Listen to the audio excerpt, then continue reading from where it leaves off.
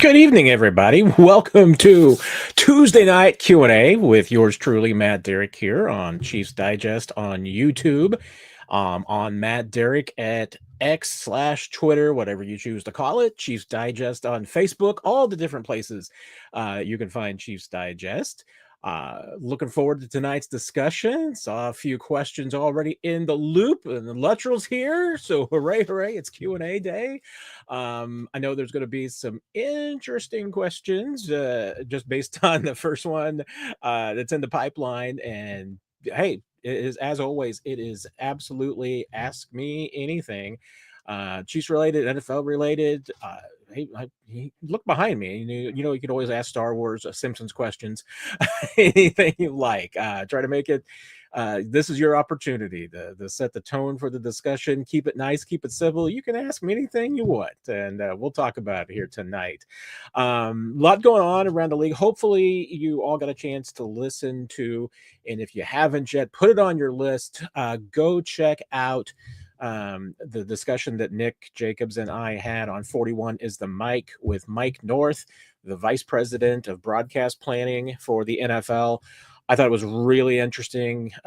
Quick discussion, about a half hour, but we covered a lot of different topics about the Chiefs' schedule, how it kind of fits into everything else around. I mean, the more when we talk to Mike, I mean, the more and more you really get the sense of just how much, and how important a piece that the Chiefs are to the NFL puzzle.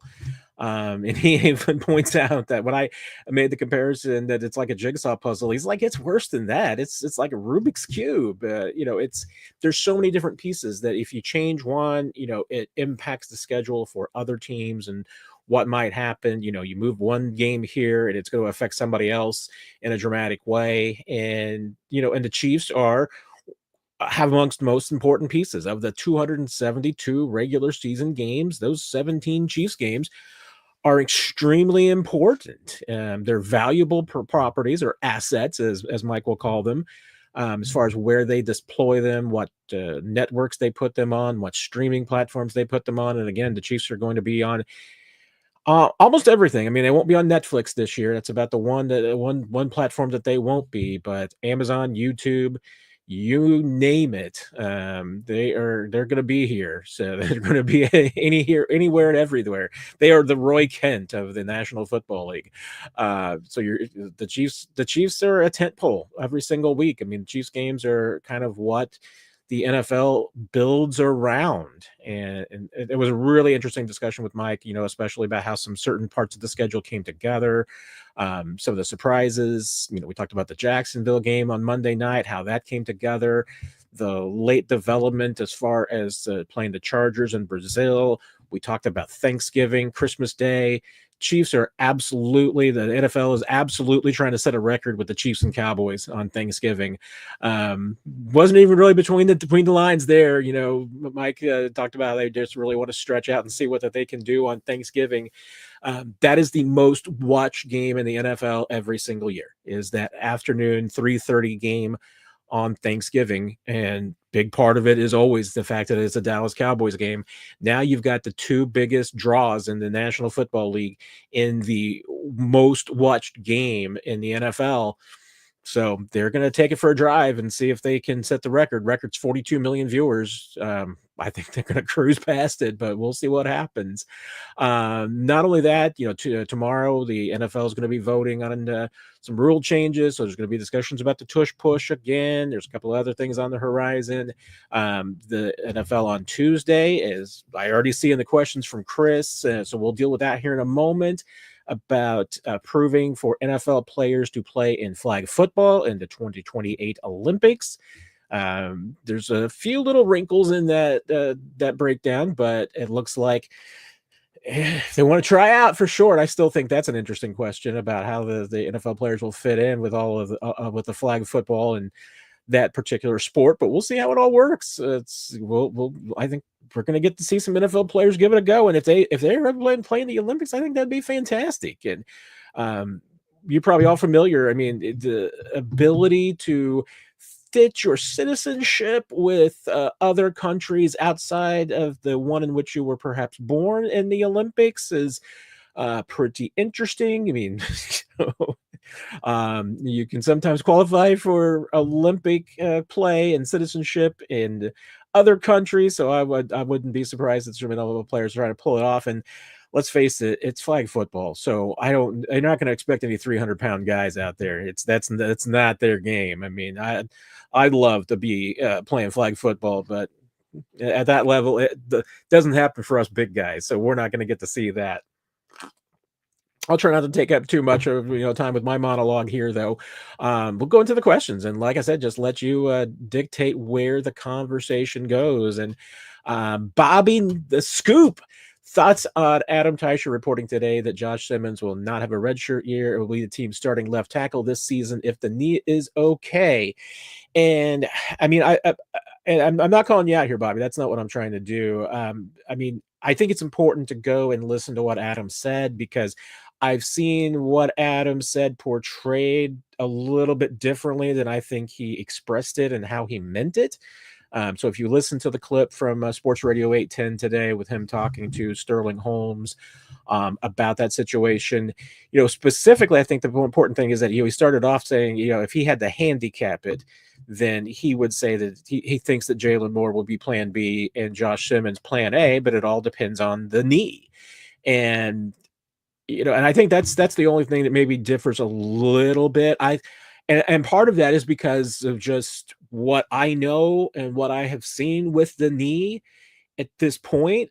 I mean, and I'll admit, I mean, my reporting and analysis on this is fairly conservative, because you can talk to people who will tell you absolutely, but I'm not even saying necessarily in the Chiefs organization, because I don't know of anybody in the Chiefs organization that has gone all the way to put it down to say, okay, Josh Simmons is starting week 1. And the reason why is that nobody knows that.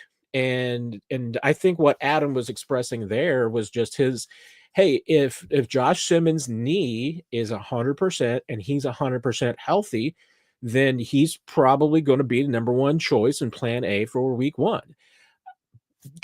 I'm not certain at all that that's going to be the case, just because one, Josh Simmons' knee right now is not 100%. So it's really your confidence that at what point it is, when they're going to be able to get him up to speed, all of those things. And that's why I consistently say that, and this I can say that I have been told by someone in the Chiefs organization, that the ideal scenario this year would be that Jalen Moore starts the season at left tackle and is so good that there's no reason to give Josh Simmons a try this year, that he's able to watch and learn and to get healthy. That's why I continue to say that. I mean, I think if you're a Chiefs fan, you're hoping that Jalen Moore is great, because if Jalen Moore's great, then that means that you've got both your tackle positions taken care of for 2 years. Because next year, Jalen Moore's going to kick out the right tackle, Josh Simmons will be your left tackle, and you're feeling pretty good about things. But even in that quote, and that's why I think it's pretty important. And if I don't know if I probably can. Let me see if here a little bit. I can't get it up and throw it on here so you can all hear it as well. I mean, you can parse the statement probably any way that you want to when you hear it.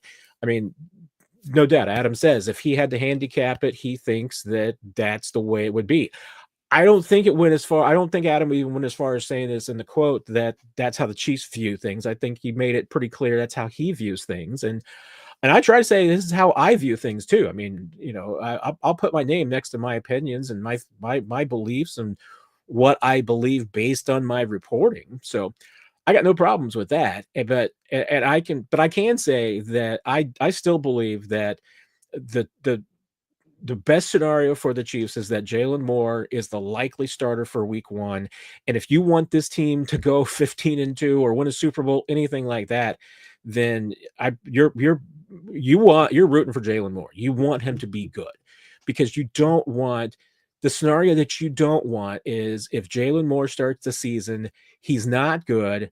You feel like you need to make a move, and now you're the Chiefs and you're pushing Josh Simmons into the lineup, and he's not ready yet. He's not 100%. Didn't get a full training camp, anything of that nature. Now he's not only not 100% healthy, but maybe just not even 100% to be in the offense. And now you're probably just back where you were a year ago. I don't think that's a good situation to be. So like I said, I quibble just a little bit with some of the interpretations. And Bobby, like I said, that no knock on you, because you might be very well going off of some of the tweets that are out there, kind of interpreting what Adam said. And I just don't think that those tweets accurately caught what Adam said. And I think it's really important a couple of times, even in that interview segment with his discussion with Sterling, said pretty specifically that it's going to depend on the health of Josh Simmons' knee. And it absolutely does. If Josh Simmons' knee is 100% beginning a training camp and he's able to get a full camp in or most of a camp in, and he's 100% in week 1, and you don't feel like Jalen Moore's got it, Josh Simmons may start in week 1. I mean, that could be the way it goes. I don't think that's good for a Chiefs Super Bowl season. I mean, I think if Josh Simmons is forced to start in week 1, then it tells me that Jalen Moore is not what the Chiefs expected, because they're paying him $21 million this year. I mean, you can look at the contract and see, hey, it's 2 years, 30 million about. It's really 1 year for 21 with an option for 2026. I mean, Chiefs are going to have to eat some contract next year if Jalen Moore is not good. So it's a 1 year deal for $21 million. They're paying Jalen Moore to be a starting tackle. They're not paying him to be a backup. So now he was obviously selected. They signed him before they selected Josh Simmons, and I get all that. But again, it goes back to how good is that knee, and that's one thing that none of us know. I don't know how good Josh Simmons' knee is. Adam doesn't know. Only people who know are One Arrowhead Drive, and they're not really talking right now. I mean, nobody's putting their name next to it. We're going to find out a little bit next week. We're going to, we've got a practice next week that's open to the media. May 29th, I'll be out there. Can let you know, what Josh Simmons is doing. But I mean, based on what we saw in rookie minicamp, Josh Simmons was not 100% in rookie minicamp. He wasn't doing a full practice. So it's impossible to tell. It really is. And what the Chiefs do in week 1, it is totally going to come up and just depend on the state of that knee. And like I said, I think that, a part of it is really that it's how aggressive and how, I mean, really just how aggressive that you want to be in interpreting kind of what you've seen and what you've heard so far. I mean, I think that the Chiefs are being fairly conservative with this, as much as they believe in Josh Simmons, and that's one thing for certain that Adam and I are in lockstep on what the Chiefs believe about Josh Simmons. They believe he was the best tackle in this draft. I mean, the injury, the status of the knee was the only thing that drove him down. So he would have been the number 1 tackle off this board. I think it's a question about how good he was compared to last year's group. And, your mileage may vary a little bit there, because last year's tackle class was fantastic. Would he have been a top 20 healthy tackle last year? Probably. And there's still some questions, I mean, if you want to be realistic, and that's one thing that, hey, I may have my own perceptions just based on what I have seen, what I've experienced, what I know about patella tendon injuries, and just what the possibilities are. I try to check those at the door. But hey, I think that one way that maybe us as Chiefs media let people down last year was that we kind of accepted the trust of Andy Reid and Andy Heck a little bit on the left tackle situation, and maybe didn't look at it with as critical as an eye as we should have. And so that's why, I mean, I'm planning on trying to go into training camp with an open eye, with clear and viewpoint on this, just no preconceived notions, just to see what we see in training camp. But then at the same time, not let the sound bites, and not let just coach speak smooth out any problems. If there's problems in training camp, if there's problems in preseason games with the left tackle spot, we need to ask about them, and we need to talk about it. So I think there'll be, I mean, there's obviously going to be, I think, a lot more discussion about it this year than there was a year ago, even with all the questions. I think, once the Kingsley got installed, it was kind of like, hey, there was just a lot of trust that Andy Reid and Andy Heck know what they're doing. And I still think that they know what they're doing. But it doesn't mean that maybe you can't look at it with a little bit more critical eye and just ask the question. So I'm Hey, I'm trying to go into it as subjectively as I can. I think everybody is. Adam won't be because Adam's going to be tiring, as I know is noted down in the comments. So next 6 weeks really are going to be Adam's last on the beat, and I'm going to miss him a lot. He is such an incredible guy. Been such a big help to me, and been a real friend over the last 10 years that I've gotten to know him. 9 years. It's just absolutely, he's an amazing person. I've really enjoyed it, and I was a big fan of Adams as just a reader of his work beforehand, and from hearing him over the years. And they say, I've said it before, they say don't meet your heroes. Adam absolutely defies that, because he is absolutely one of the kindest, most amazing people that I've ever worked with. Has always been really open to me, and has helped me out and given me advice and pushed me, all those things. And I truly appreciate that. Adam is one of a kind. So I guess that wraps up my long Josh Simmons question. So, let's really even yelling Josh Simmons there. Dylan, what do you think of Quaylon Jones, the undrafted free agent running back? I'm excited to see how the running back room shakes out. Can't wait to see Brashard Smith out there. Have a feeling, thought on Quaylon Jones. What is his status right now? I mean, I'll be honest. I mean, as far as the Chiefs running back room goes, and I was talking about this earlier today with this afternoon with Ryan Tracy over at Locked On Chiefs, because it's a loaded running back room. I mean, they've got a lot of things to try and figure out there. So there's the Chiefs have thrown some numbers at it, and I even saw the other day, I thought it was maybe a little bit unusual about just talking about excuse me, I'm blanking there. I've got like 13 thoughts in my mind at the same time. A little bit about like Kareem Hunt being a surprise cap casualty. I mean, I could see Kareem not making the team. It's not going to be because of the salary cap, because he's not making any money. But I think, I mean, he's not really going to save you any cap space. But I think it's going to be really hard for anybody, to compete for a spot off of, outside of this. So, I mean, a guy like Quaylon, I mean, he'd be hoping that somebody doesn't work out here. The Chiefs want to go back to him. I'm with you. I mean, I want to see what Brashard Smith can do.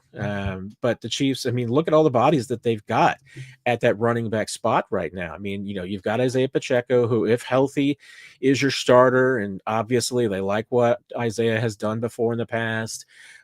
You signed Elijah Mitchell.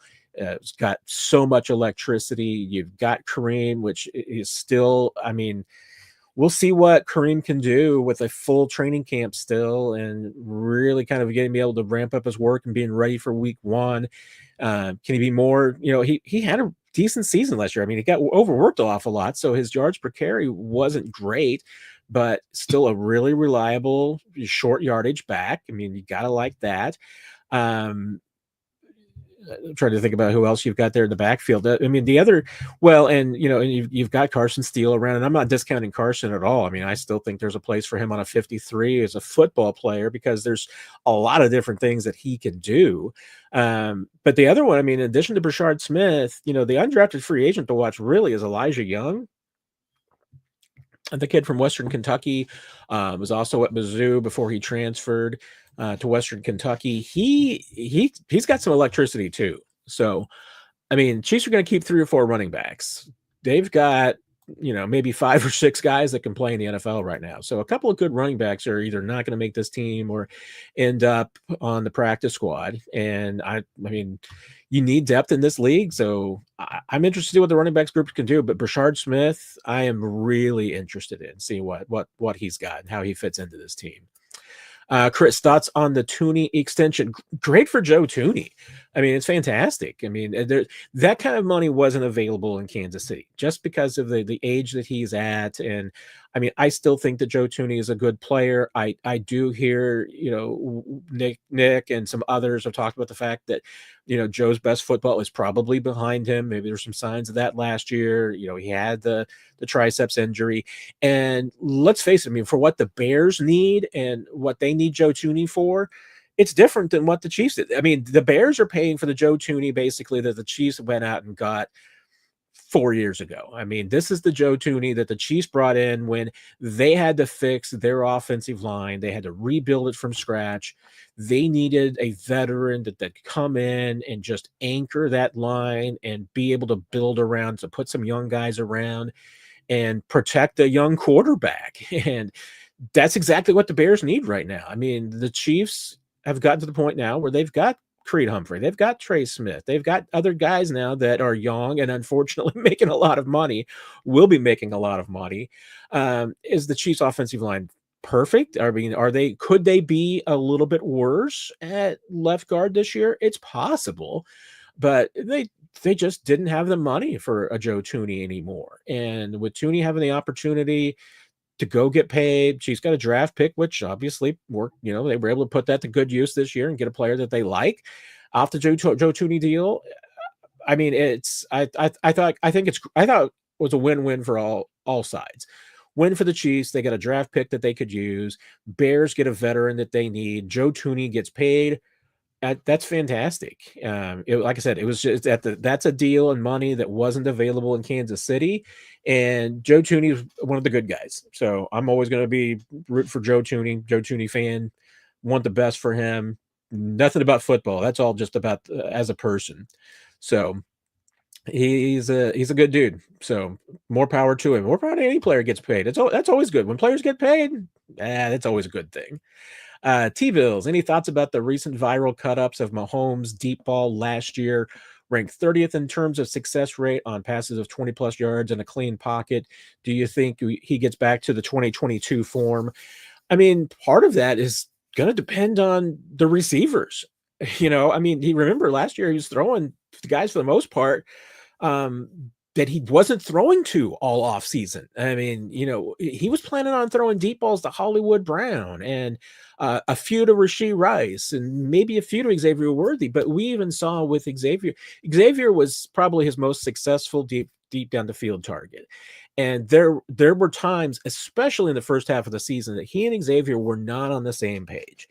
And some of that, I'm certain. I mean, some of it's just experience. I mean, you're gonna, Patrick's gonna learn more about his speed, where he's gonna be. Xavier's gonna learn more about where Mahomes likes to put the football. But there were times that I think they were both to blame at times. Nick did a really good job last year going through and showing when Xavier would drift too far to the sidelines, and Mahomes was kind of forced to put the ball in that direction. And when you do that and you miss, goes out of bounds. I mean, if your receiver's running out of bounds and you got to throw the ball in front of him, I mean, the receiver's going to lead the quarterback out of bounds. Were there times that Mahomes misfired? Sure. Yeah, absolutely. Even looking at some of those cut-ups, the funny thing is that some of them, I mean, there was a couple of times that I was like, well, I'm not even sure it was a clean pocket. But that goes back to the offensive line, and there just not being a lot of opportunities. But I mean, hey, what do you need to make that work? The number one thing you need to make the deep ball work more than almost anything. Well, I mean, number one's going to be protection. I mean, you need an offensive line that can give you time to hit the ball downfield, especially if you want Mahomes classics, if you want the 50-yard bombs and those shots. You need time. So that's number one. But the most important thing, I think, in the whole thing is still it's the timing with the receiver. And that means that Rashee is healthy. It means Hollywood Brown is healthy. It means that Xavier Worthy is healthy, because you have to have those guys healthy.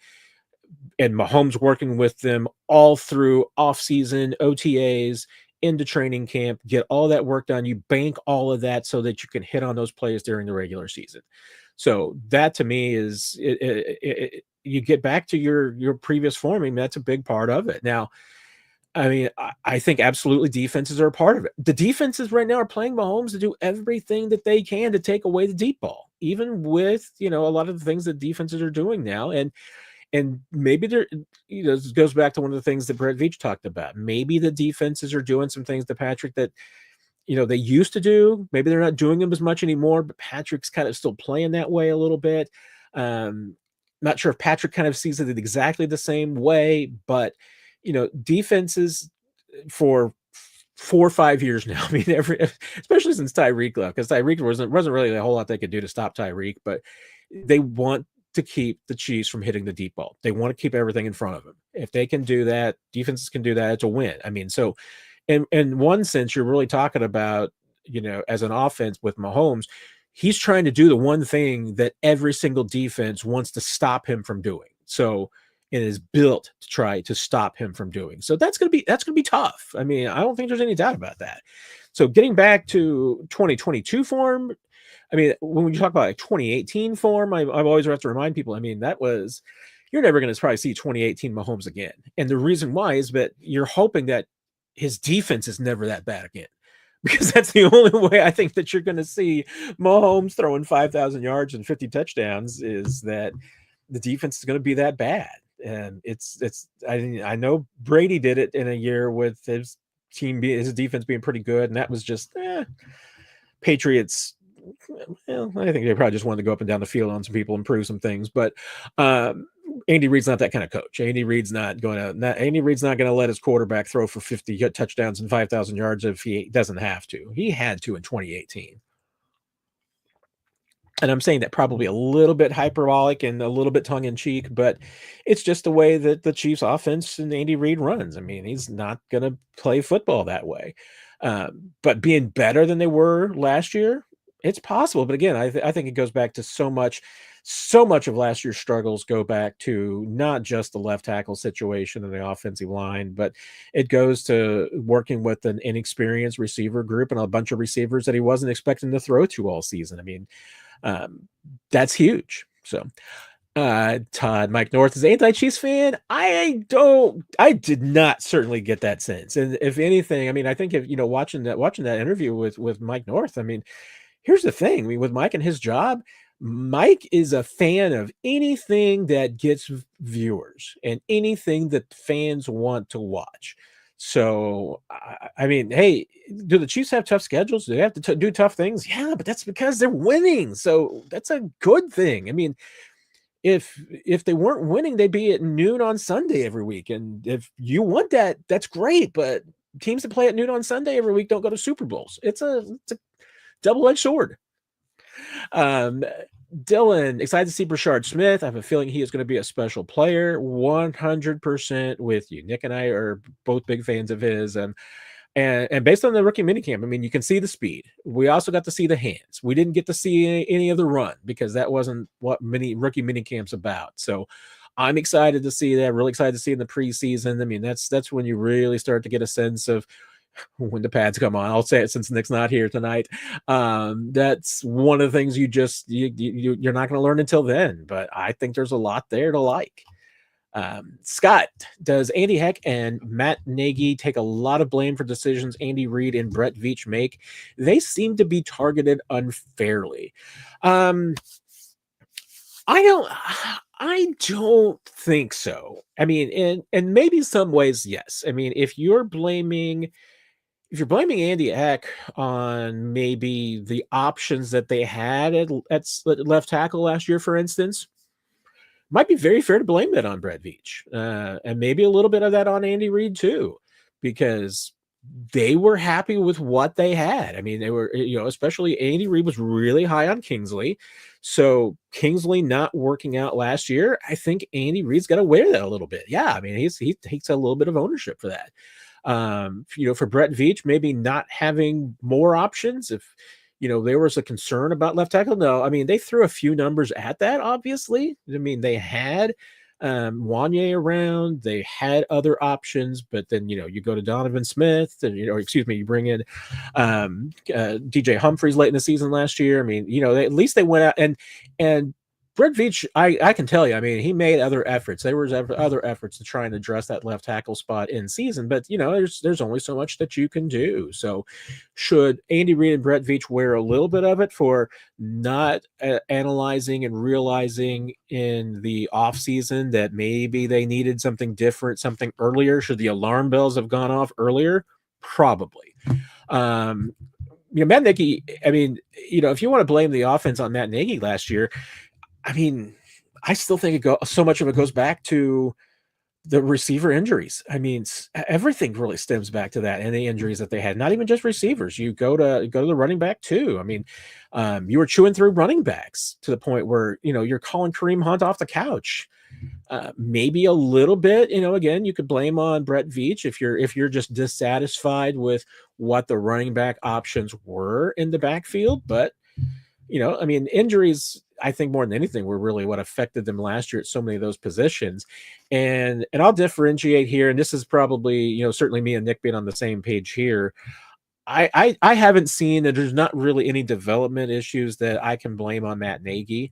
But I think the real problem at this point is that the Chiefs have invested a lot of draft picks over the last, really go back 10 years on the offensive line. And really, only thing you have to show for it are Creed Humphrey and Trey Smith. And I get it. Those are two great players. So you deserve, Andy Heck deserves credit for those. I mean, we can diminish it in some ways, and there is, because there's some who will say, hey, those guys were great players that came in. You didn't have to coach them up. They were great the day they walked in, and they've been great ever since. And it hasn't necessarily been any development required there. But it's the other, draft picks that, you've missed on a lot. And at this point, you've got a scouting problem, or you got a coaching problem, or you got both.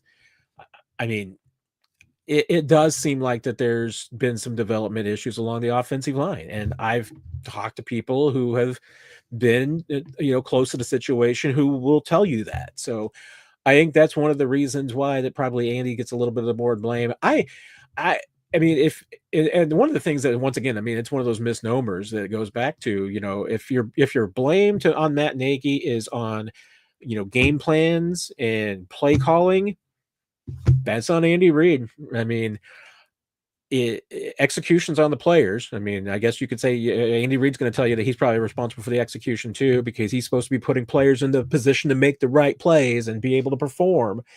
But if you're not happy with the play calling and you're not happy with the game plans, Andy Reid's got 100% ownership of that. I mean, we might not completely always understand on a game-to-game, week-to-week basis, who's calling in the play, who's calling it off the play sheet.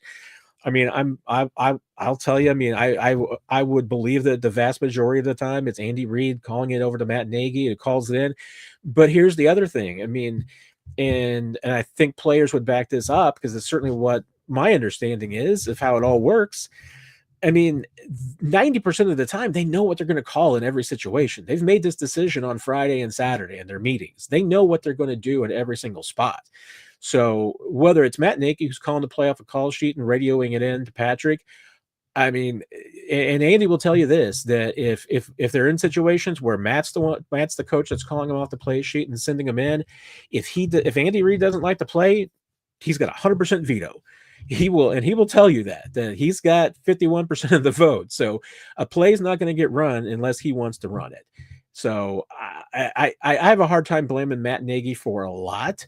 If there's some development issues, if there's some coaching things that become prevalent, and that probably brings it in. But Andy Reid's a lot of the bucks stop there. And at some point, each position group is responsible for production of their own group. And I think that's the problem with Andy Heck, is just the offensive line group has not been producing to the level of the sum of its parts in a few years now.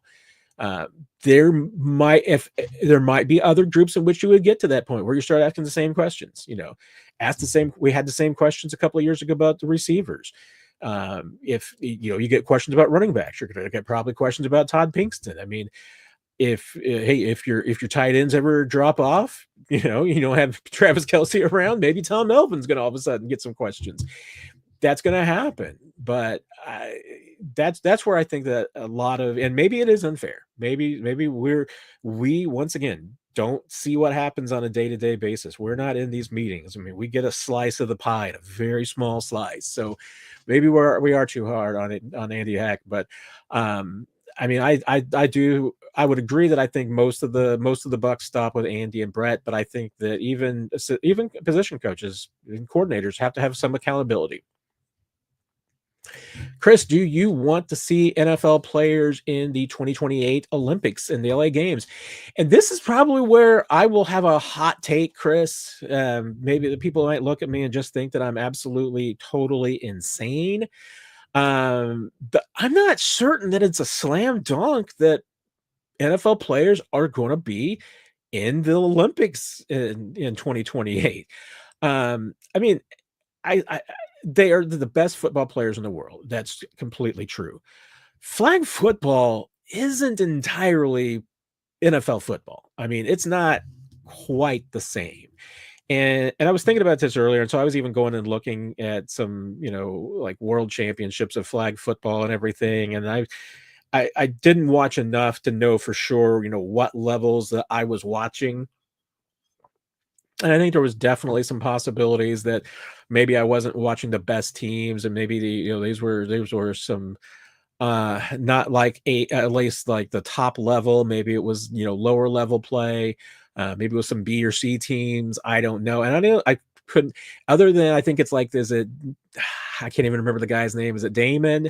There's a quarterback that I think made the kind of loosey goosey comment about how he would be beating out Patrick Mahomes for the starting quarterback job in the flag football. Might very well be because Patrick Mahomes is the best NFL quarterback in the world, and there's somebody else who might be the best flag football quarterback in the world. They're not interchangeable. They're not the same thing. And like I was alluding to at the top of the show, I mean, there's a lot of NFL players who are not built at all for flag football. I mean, if you're a big guy, no, because it's a fast player's game. I mean, it's no contact, there's no tackling, there's no need for that. And I even saw, I saw someone who had asked Grok and Chat GPT to put together the ideal flag football teams from NFL players, and there was even a couple of players on there. I'm like, I don't know how that's going to work because,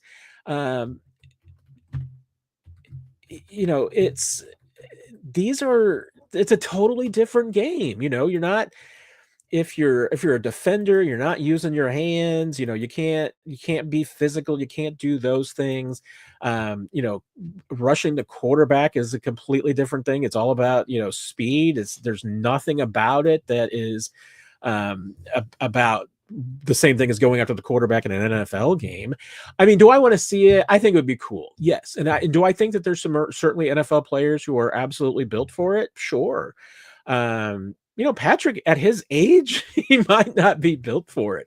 And I even saw, the argument that someone made today that maybe like a guy like Kyler Murray was the best built to be maybe the flag football quarterback over Patrick and Lamar and Josh Allen. And certainly, I mean, I think Josh Allen will be a pretty bad flag football quarterback. I mean, he's got decent speed, but most of his running success is because he's so strong and big. That doesn't matter in flag football. All that matters in flag football is strength.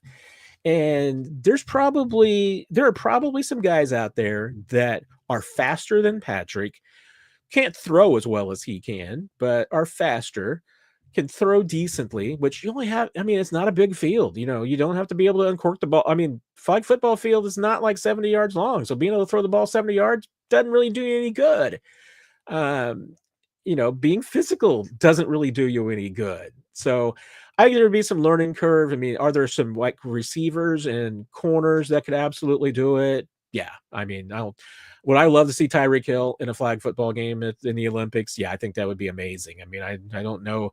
There might be a lot of reasons why maybe by the time the 28 gets here, Tyreek might not be fast enough anymore to be in the Olympics. So I don't know. I mean, it's still 3 years away, Chris. So there's a lot that can happen across the board, but I'm interested in seeing it. I really am fascinated to see how many NFL players will make teams. I mean, I do. Like I said, if you know NFL players qualify for citizenship in other countries, that might be a better path than maybe the United States because there might be some options that um, you know that where maybe it's going to be it would maybe be easier for some NFL players to make other teams, where if they can qualify from other countries because the flag football players in those countries are less experienced now. So, um, I mean, I fully expect that whatever team that the United States puts out there, that are just going to run through it. And if it's got professional football players, NFL players on it, great. But and that would be fun to see. But like I said, I mean, I just wouldn't be surprised if you know people who applied themselves to the sport and have played flag football, and if they've got decent speed, maybe they're going to be some better than some NFL players. And like I said, I mean, NFL players have to make some huge adjustments. Not entirely different, maybe than I was trying to think about the comparison of baseball, and if you had Major League Baseball players going to go play fast pitch softball, great, but might not be a great set for some players because that's again, I mean, fast pitch softball's got a lot of speed. You got to be able to bunt sometimes. Might be some players you just wouldn't have on the field for that. So maybe there's definitely Major League Baseball players that don't have a good enough glove to play fast pitch softball. So I'm curious to see how it all happens, and hey, they're gonna let them try. I'm going to be interested to see if anybody gets hurt, because if they do, and there's a lot of outs in this too, because looking at the rules, I know it looks like that there's only going to be like one player per team that's going to be eligible. So if I think only one player from a team that's going to be able to. So I think there's a limit on how many players could participate. There's all sorts of things about insurance. There's also things in there about how the Olympic Committee is going to have a certain level of field and turf that's going to have to be certified by the NFL, and all these things to try and clean up and clarify for insurance purposes and to keep everything. So I'm still not entirely 100% sold that NFL players will be taking part, but if they do, I'm absolutely watching. Neo Thomas, you hadn't seen you in a while. Now you see pneumonia kicked your butt. I am so sorry to hear that, my friend. I'm glad to see you back. Hope you are feeling better. It's good to have you back. Pepe, how many games outside the U.S. do you think the NFL will have 10 years from now? Great question. Because I mean, right now they're going to have 8 this season. They're going to Australia next year, so probably 9. I'm trying to remember if there's been anything talked about another one that would make it up to 10. I mean, I guess some games, the Brazil and Madrid game and Spain. I mean, I know the NFL wants to continue. They maybe want to add more games in Spain. Maybe they'll add another game in Mexico. I mean, there's a lot of options, and they could add more games in some of the countries that they're in. I mean, they could continue to add games in Germany. I mean, Australia, depending on how well that goes, and if it goes well, I mean, I think you're going to continue to see more expansion into that part of the world. They would, I think, love to eventually get into Asia. So getting games on every continent at some point. I mean, I think the NFL, they're at 8 right now. I think they're going to be at 16 5 years from now. So 10 years from now, I mean, I think there's a reasonable chance that within 10 years, there's a NFL franchise that's located outside the United States. So it could be a lot. I mean, you're talking about maybe 20, a decade from now. By 2035, we'll have a new collective bargaining agreement. So that would be the next port at which the NFL really probably addresses the idea of expansion and some things, and in this collective bargaining agreement that would kind of set the stage for that. So, I mean, 2035 might be too early for expansion, but I think it's definitely in the possibilities. There's no doubt. I mean, the NFL is getting to the point now where they're creating enough games that they need more assets, as Mike North told us yesterday. So that's why I feel like, hey, I mean, an 18th game, more franchises. I mean, that's the way you create more TV inventory. That's how the NFL makes its money. They're building an international audience too. So they definitely, I mean, there's definitely the inclination to continue to add new markets, new places to play. There are markets that, I mean, there's a lot of teams like the Chiefs. Chiefs have Austria and Switzerland as their, amongst their primary markets, partly because those are German-speaking countries, and the Chiefs are able to spill over from Germany with the marketing and what they do there. So it's kind of just being able to just duplicate what they do in Germany and move it into those countries. But I think the NFL is going to continue to put more games in the UK. Probably, like I said, add more games in Spain, Germany, Brazil, Mexico. Uh, I mean, if Australia goes well, I mean, I wonder if even they would look at, the all 50 states, maybe even putting a game back in Hawaii now that the Pro Bowl is not there anymore. I remember when I was a kid, this is a story about me being a dork as a kid, but I would play I would play Nerf football in my living room, and I would play games, and I would keep track of all the standings. And I was an only child, so I was just playing Nerf ball with myself. But I had standings and everything, and then it was like, you know what? I don't have enough games every week to play. I got to expand. So I went, and I was like probably 6 or 7 years old, maybe, and I went to my mom, and I was like, "What? Tell me something about Alaska that's famous about Alaska." And I guess it was just because, they were building so many pipelines back in the 70s, and oil was such a big thing. But my mother was like, well, they're building the Alaska pipeline, so for oil and everything. So the Alaska Pipeliners was my expansion franchise.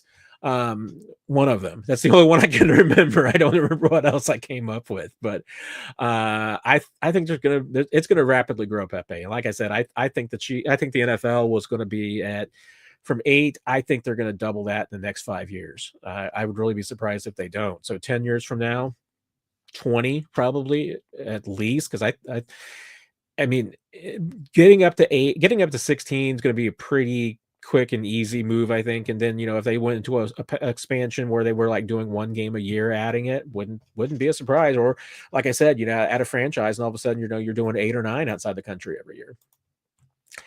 Infopocalypse. Hearing anything about if Casey is even talking to McDuffie or Trey about extensions yet? Seems like Hunt and Veach are getting a little Jerry Jones-ish when it comes to extensions, in my opinion.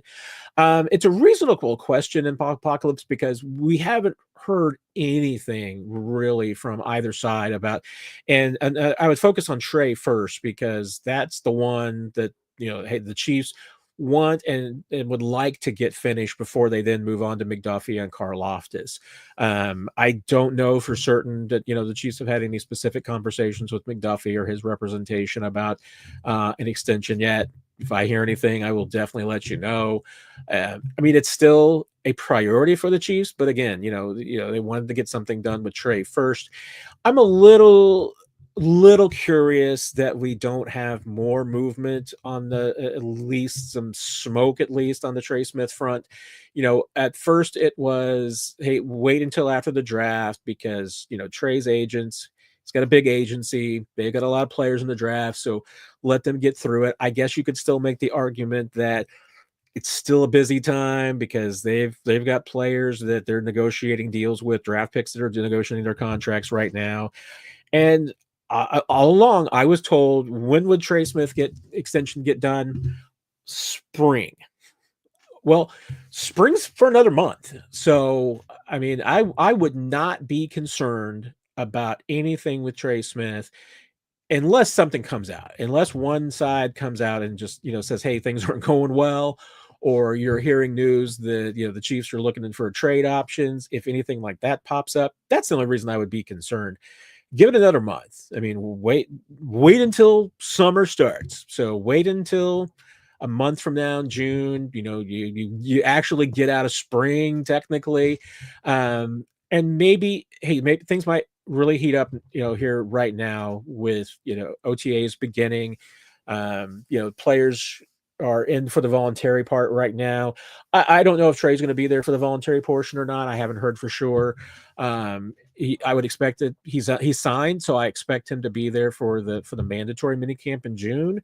Doesn't mean he won't be. I mean, the fine for missing the mandatory camp is minuscule compared to what he's going to be making this year. So doesn't look like he has to be there, but just knowing Trey, I would figure he would be there at least for the minicamp. Honestly, I'd expect Trey's probably there for most, if not all, of OTAs too. So wouldn't surprise me. But we'll probably learn a little bit more next week when we've got our first availability and OTAs truly begin. Right now, I mean, everybody's just is working in the building, but they're not doing team activities yet. Next week is when it gets kind of for real, is what I kind of say. It's when that final phase when things can really kind of take off and you get more into traditional standard practices. And like I said, I mean, nothing was going to happen probably with McDuffie or Karlaftis until after Trey gets done. I'll be honest. I mean, I haven't seen anything that suggests to me that from a Clark Hunt and from an ownership standpoint that they have. I haven't seen anything that really tells me that they're afraid to put money into it. That there's like that's an issue, like getting deals done or writing big checks or anything of that nature. I haven't really seen anything to suggest to me that that's an issue. I mean, it's maybe there's more behind the scenes that we're not seeing right now, but I can't go with the Jerry Jones comparison or a Bengals comparison, anything like that, just because I just haven't seen evidence of that yet. And in Brett, I mean, they've gotten some things done. I mean, they got Creed Humphrey done. They got that done, and that's why I always say, I mean, it takes two to tangle.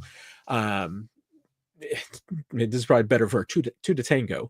And that's the thing. I mean, it's hey, if Trey's side's not ready to negotiate, or Brett's waiting until after the draft gets done, or something of this nature. I mean, McDuffie.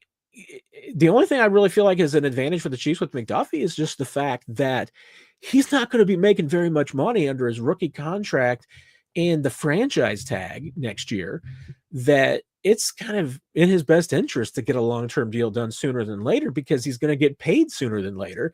And the Chiefs could really keep him, tied up between not only the 5th-year option next year, but then a franchise tag, even a second franchise tag.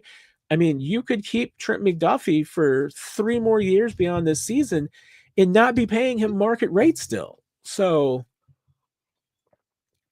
that's why I feel like that there's a better chance of, McDuffie getting something done quicker than later, just because I think it's in his best interest to get something done. Now, they may see it a different way, and maybe they want to try and hit free agency, because I think Trent McDuffie on the free agent market would make a bag, but it's just how quickly can you get there? Robert, do we know if any of the young offensive linemen have gone to current and former player camps? Good question, because I've been asking around. Once again, it's still part of it is that until really the last week, a lot of guys have been out of town in different places. There's some that you can always bet on at some point are going to, because I think, if I'm not mistaken, I'm trying to remember when Duke Manyweather usually does offensive line masterminds. I feel like that's usually after OTAs and before training camp.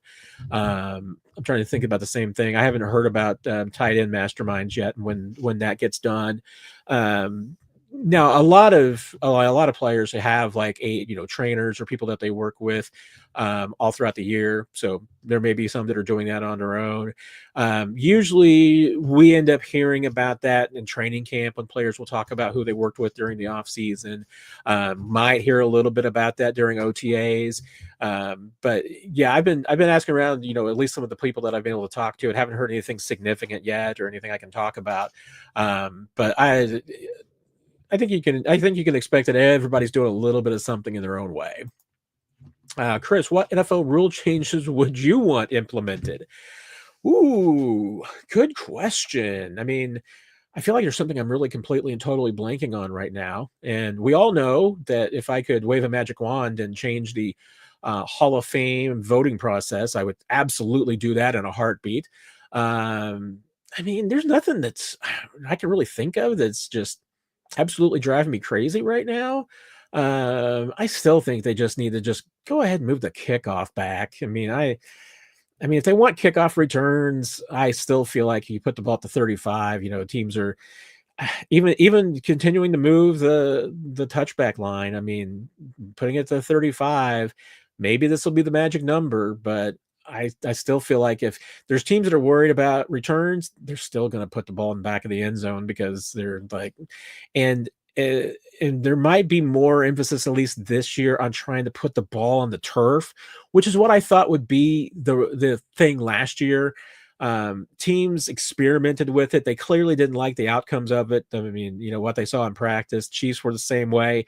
Chiefs experimented a lot with putting the ball on the turf, the kickoff on the turf, and just getting on the ground and see what happens. And I mean, again, I think it was just a little bit of the chaos of it, even if it worked most of the time. They just didn't want that one or two times that it goes in favor of the kick return team. The kick return team gets a huge return off of it. So they all kind of shied away from it. And the NFL also made a couple of changes. This is clarifications about what they could and couldn't do that, kind of, I think, upset the apple cart a little bit there. I mean, I still would just move the kickoff back, but I don't know if there's anybody you guys are thinking of. Anybody puts it in the comments. I'll eventually catch up with it. And even though so far I'm like 50 minutes behind because I have not implemented the lightning round yet. I should do that now and just start answering questions more quickly so everybody can get theirs in. Pepe, what are your thoughts on public tax money funding stadiums and the owner's threats to move teams without it? Oh gosh, I probably shouldn't go down this road at all. I mean, I'll be honest. I mean, my attitude probably depends on what kind of mood I'm in. I guess that's one of those things that I'm somewhat indifferent on. I've seen both sides of absolutely see both sides of the equation. And I mean, let's face it, there's probably a lot of things that we could be spending our money on other than football teams. And I mean, it's my living, so I completely get that. I mean, it's like I could spend an entire hour talking about the ethics of all of this and what I would do in a perfect world. It's not a perfect world, so I just kind of roll with it sometimes. I mean, it's the system in which we live, and and owners are going to threaten to move teams. I mean, that's just one of the things. And if you're willing to go without a sport team, you can make teams, try and pay their own way. I think it's going to work for some cities better than others. I mean, LA, for instance, didn't pay anything for SoFi Stadium. They didn't care. I mean, the NFL wanted to be in LA more than LA wanted the NFL because the LA had been without the NFL for a while, and they just noticed it didn't change their life. So, I mean, Stan Kroenke goes out there and puts all his money and a little bit of the NFL's money, but all of his money into building that stadium. They didn't have any local financing. There have been others. I mean, Jerry Jones, I don't think had any public financing with the AT&T Stadium. There's, I'm sure, a few others that I'm thinking of, but hey, the Kansas Cities, the Buffaloes, the Nashvilles, they don't have the leverage.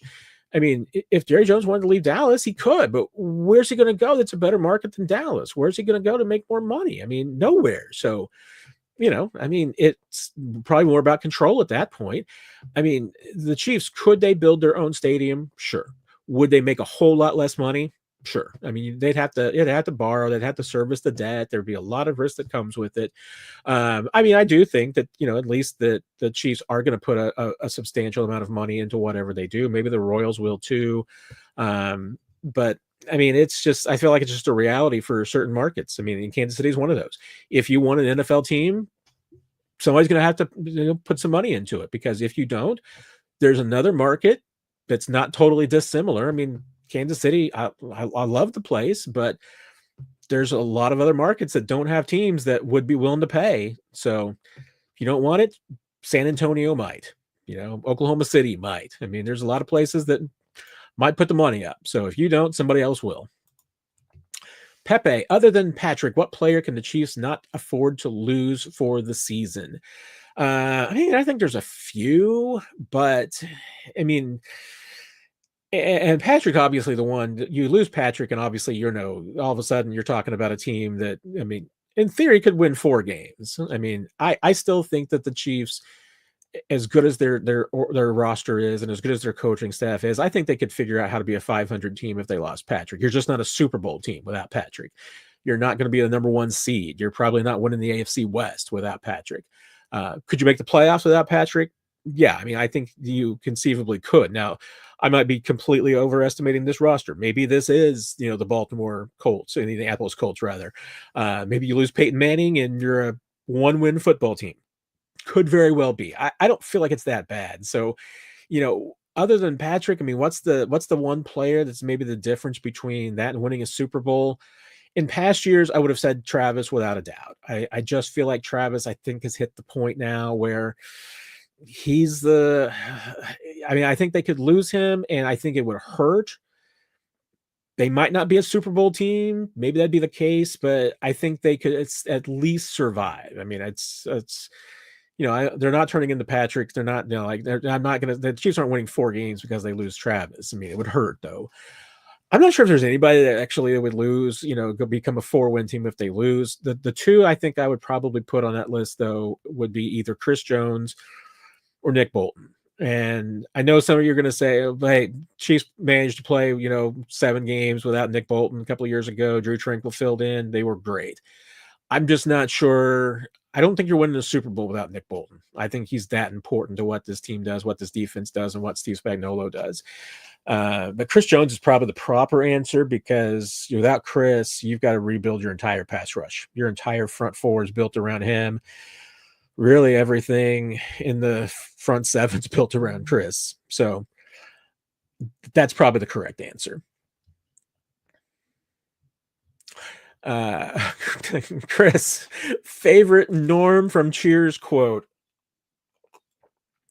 Gosh, there are a lot because George Wendt had so many of those great lines when coming in and hey, what's going on, Mr. Peterson? And Woody asking, and the question is what's going down, Mr. Peterson? I mean, is there anything? Like I said, there's so many. There's probably like even one of those what's up Norm quotes that's the best. But I mean, I still love it's a dog eat dog world out there, and I'm wearing Milk-Bone underwear. That's you just don't get any better than that. And his delivery was fantastic. Yeah, George Wendt was amazing, absolutely amazing performer. He was so good on that show on Cheers. Really, I mean, and the Superfan sketch on SNL was fantastic. I'm going to tell this story. I thought about, I might even clip this to put also up online. But when I was in high school, my bud for life, Mike, we were in chemistry class one day, and we were just goofing around before class, and we were like, "Hey, the next person who walks in, next guy who walks in, we're just going to call him Norm. We're just going to go Norm." For just no reason whatsoever. We just thought it was funny. And the next guy that walked in was this kid named Dane. And Dane was a quiet kid, was smart. He was, all around good dude, very kind, all of these things. I mean, Dane was just really he was nondescript. I mean, he wasn't a troublemaker at all, just a nice guy, quiet, just a perfectly normal, nice person. And he was just happened to be the next person to walk in the door. So in essence, it was kind of, ironic, just, for somebody who was really kind of quiet and nondescript that, we're just going Norm when he walks in. And he thought it was weird. Didn't make anything. I'm not even sure if on day one, it really made, any connection to that's who we were saying it to and what we were doing. Next day, we did the exact same thing. We did Norm when he walks in. The next day, we got like a couple of other people caught on. So Dane walks in, and there's like 3 or 4 of us going, Norm. It grew. It kept growing. I mean, we ended up, having like most of the class was there already. And, Dane would walk in, and we'd all go, Norm. And it was driving him crazy. So he started running. I mean, as much as you can. I mean, you're not supposed to run the halls.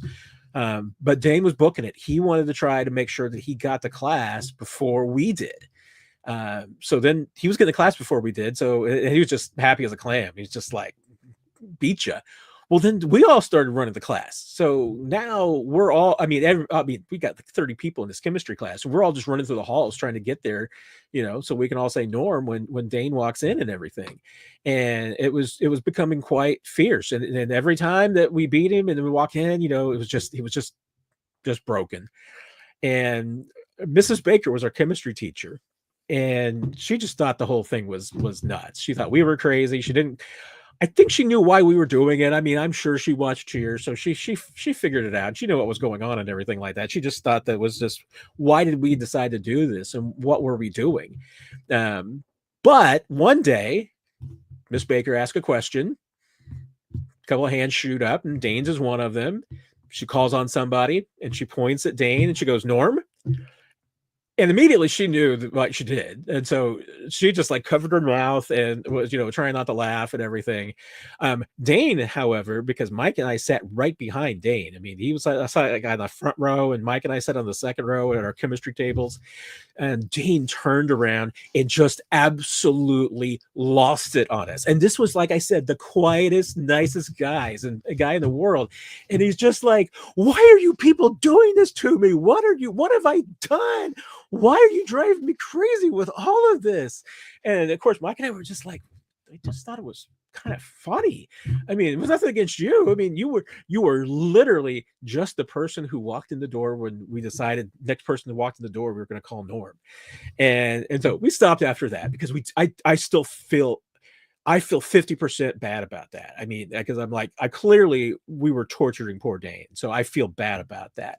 It was hysterically funny. So there's a part of me that still enjoys that. So I don't know if this makes me evil or not, but bad classic memory. So I appreciate Cheers. I appreciate George Wendt for giving us that memory. I don't know how Dane feels about it. I have not seen Dane since high school.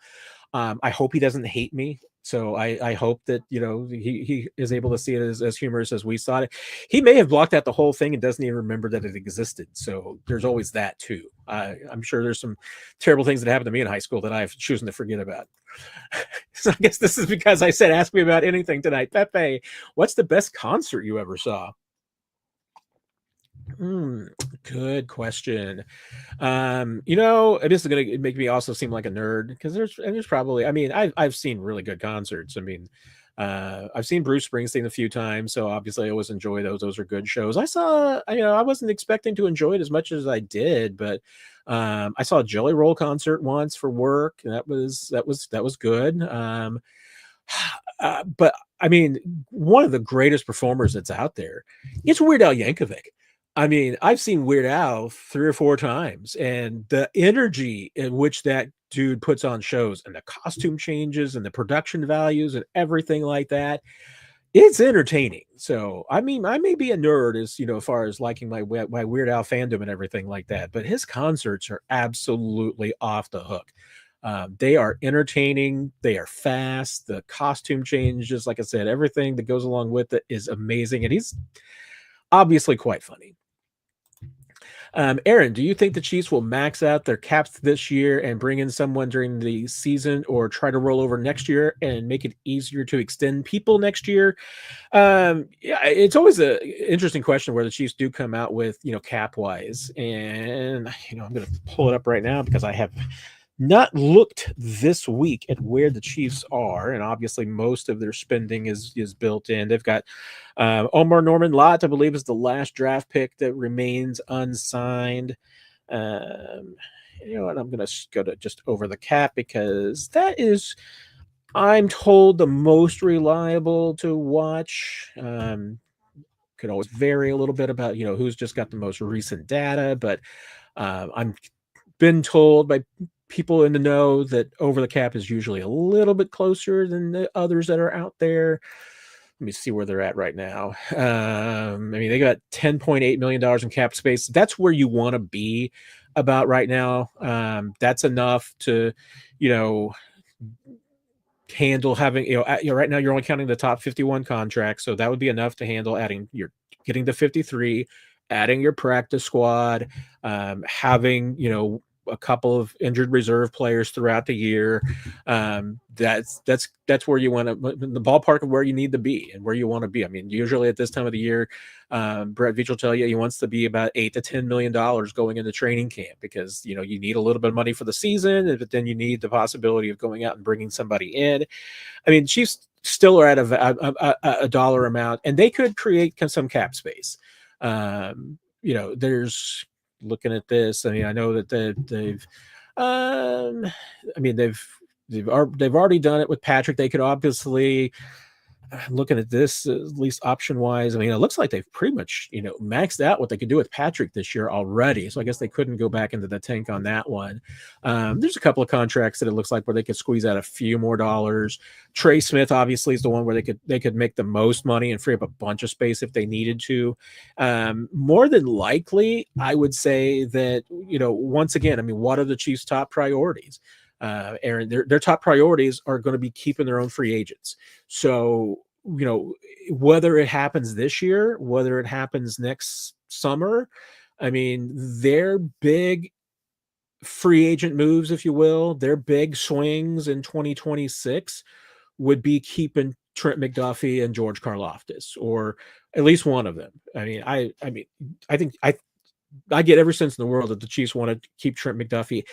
The message right now, I haven't heard from anybody who wants to move on from George Karlaftis, so I don't even throw that out there with that idea. It's one of those things you just look at from a number standpoint. Can the Chiefs afford to keep both those guys? What's the value? Does George Karlaftis have a trade value where you could get draft picks for him, save money, move on? You raise it a little bit because you've drafted another defensive end who reminds you a lot of George Karlaftis, to the point where people are more than one person's making that comparison of Ashton Gelati to George Karlaftis. So have you drafted George Karlaftis' replacement? But I mean, that's the thing going forward. I mean, most of the Chiefs' big moves, I think, in free agency, honestly, are going to be keeping their own guys, because, it's just going to be one after another. I mean, they've been drafting well enough now that you're going to want to keep some of your own players. You can't let all of them walk. I mean, there's going to be some guys that you want to keep. And, I mean, things change rapidly. I mean, it's not going to be long before Travis Kelce's not on the salary cap, and Chris Jones is not that far away from where you're thinking that, hey, Chris Jones isn't going to be hitting your cap anymore. And by that point, there's somebody else that you're going to need to be paying, whether it's a Trent McDuffie, and then Trent McDuffie's going to be, I mean, you'd like to think that Trent McDuffie's going to be here. If the Chiefs were doing this as from a business standpoint, I'm sure the Chiefs would love to keep Trent McDuffie until he's at least 30. So, that's a few more years off down the road, but that's the thing. I mean, every 3 to 4 years, these big contracts are going to roll off, and it's like, what do you replace them with? Well, the Chiefs, I mean, you're hoping that you continue to draft the way that you are, and and you're thinking, okay, well, now they've got to pay Rashee Rice, and then it's, you got to pay Xavier Worthy. I mean, you're going to continue to have these decisions, and that's the thing, is that, the Chiefs are in a spot right now where it's more about maintaining. If they're signing big name free agents from outside the organization and for big amounts, it means they missed somewhere. It means they've missed and whiffed in the draft really, really hard. So that's why, I mean, I think, for the foreseeable future, certainly in, I would say, the next 5 years.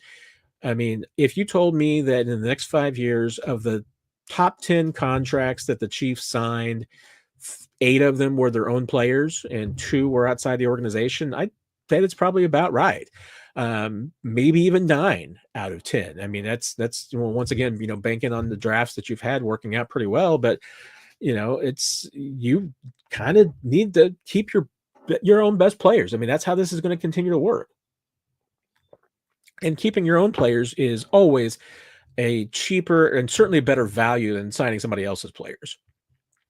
Daniel wanted to ask if this is the Chiefs offense can duplicate what the Chiefs did in 2018. Got to say, speed kills, and they've got it with Rice, Worthy, Brown, Smith-Schuster, Jalen Royals.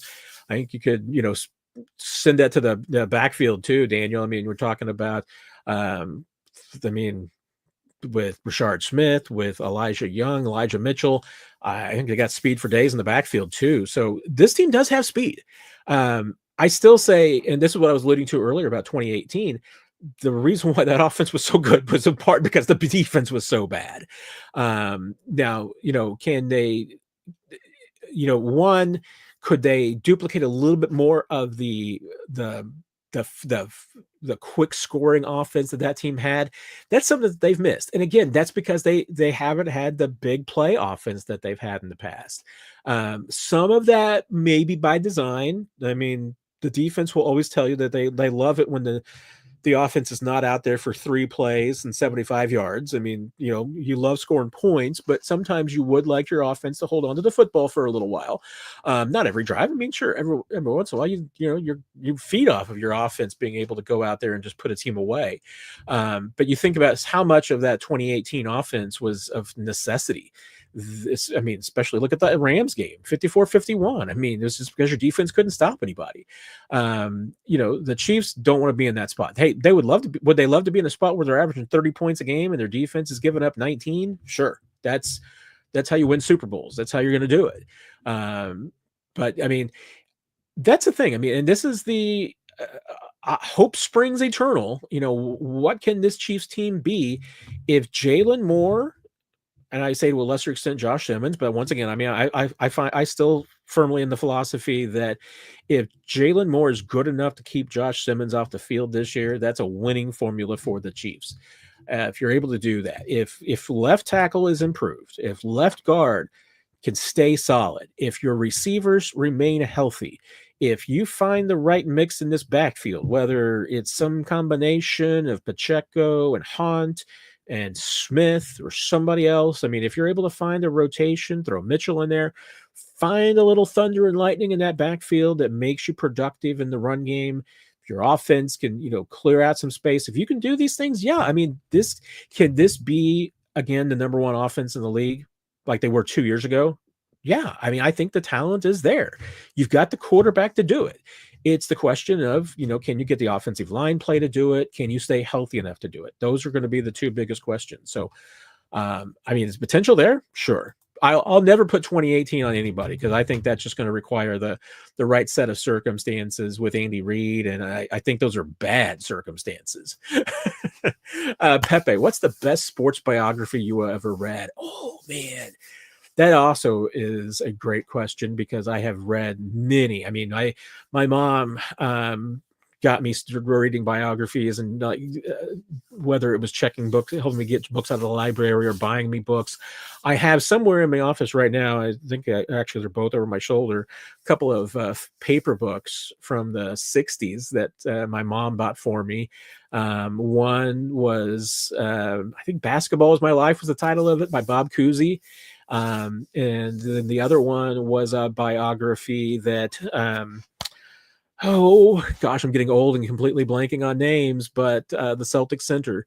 Gosh, I am just terrible. I am really, really getting old. Somebody's going to mention it in the comments and help me out immediately. My brain fog is for real now. I'm just forgetting, incredibly legendary names. I'm going through the comments now to see if anybody's popping it up. So I'm seeing some of the things about Weird Al and Dane. Gosh, why is this driving me crazy? Hall of Famer. I mean, come on here. Great. I mean, civil rights leader. I mean, gosh. Why? Oh, Bill Russell. Thank you very much. My gosh, this is just a testament. I got in trouble earlier today because apparently I put the recyclables in the trash bin. Yeah, I could have sworn I put them in the right bin. I even remember looking for the color. I mean, that's how bad my brain fog is getting at my age. I got to figure this out. Those were incredible. Bill Russell. I mean, that one impacted me, and there were a lot of those that I read when I was a kid that really impacted just my, kind of understanding about people, race, economics. I mean, I remember Bob Gibson's biography and growing up in Omaha. That one kind of registered with me because, and I remember so much about, there was a story I think he told in there about, waking up and there was like a rat in his bed. I mean, it just made me understand, about some of the things that people go through that are different than me, and just kind of understanding things. And, Cousy's book had a lot in there about even just like starting the NBA Players Association and some of the ways that the business was back then. Bill Russell's was amazing as far as, talking about his experiences with race and, his investments in, what became Liberia. Just, I mean, all that stuck with me. And I love Joe Posnanski's book that he did with Buck O'Neill was absolutely amazing. I'm trying to remember. I mean, not biographies in the strictest sense, but John Feinstein was one of my favorite writers. His books, especially college basketball and golf, were absolutely amazing. But he did some great work in baseball too. Um, and football, Civil War. I mean, anything, any of those. There's probably something that I'm forgetting, but I love sports biographies, especially the impact that they had on me as a kid. That's why I say kids reading sports books is just about one of the best things, because it was for me. I mean, it set me up on what I wanted to do in life and impacted me in so many different ways. So like I said, I could probably rattle off 30 of them, but there's at least some of my favorites. Steam Demon podcast talking about different incoming rookies, good, bad. Actually harder on rooks to a good team. Rooks have to train harder on a bad team. Good rooks have it easier. That's interesting. I mean, I think it probably can go both ways depending on the player and everything. But I feel like for rookies, it's got to be easier for the most part for a rookie coming into a good team, especially if you're a good team that's got good leaders, because then you learn things. You learn to do things the right way and get the right experiences. And reading and hearing about the stories I guess are coming out in Seth Wickersham's book about the quarterback position and everything that Caleb was going through in Chicago, and just basically being on his own. I mean, if that's real, I mean, I have no doubt that it is. I mean, it's just another example about why good teams remain good and bad teams remain bad. How awful is it, as a rookie to come in and basically be responsible for yourself and not have veterans that show you the way and let you kind of grow on your own. And I mean, I think this is true with probably every position, but the quarterback in particular. I still don't understand why teams don't look at what Andy Reid did with Patrick Mahomes in 2017 and be that blueprint. I mean, now some of it's that not every quarterback is Alex Smith and is going to be able to help you win, set a good example, then leave and back out in a classy way. Alex Smith is probably, maybe he's the unicorn that made that whole thing work. I mean, he and Patrick are both unicorns, so maybe that's the difference. But even the little things like, and this is what the stories out of Chicago with Caleb are just so fascinating to me, is that I mean, the Chiefs, it wasn't just Alex Smith. It was, they had, and once again, I'm completely, my brain fog, and I had this problem last week, not being able to remember the offensive coordinator, because it was Mike Kafka. Thank you very much. Gosh, you guys are going to get tired of me forgetting things and keep forgetting names. Nick is usually here to back me up and make me appear smarter than I am. But Mike Kafka was attached to the hip to Patrick his rookie year. So you not only had basically Mike Kafka as a personal coach for Patrick to be around all the time, but you had Alex Smith, to be the veteran that he could watch and to learn from. You had him surrounded by former quarterbacks, so it wasn't just Kafka. You had Matt Nagy was your offensive coordinator, so he was there around. You had, I'm trying to remember who it was. I don't think Nagy was the quarterbacks coach. I think they had another player.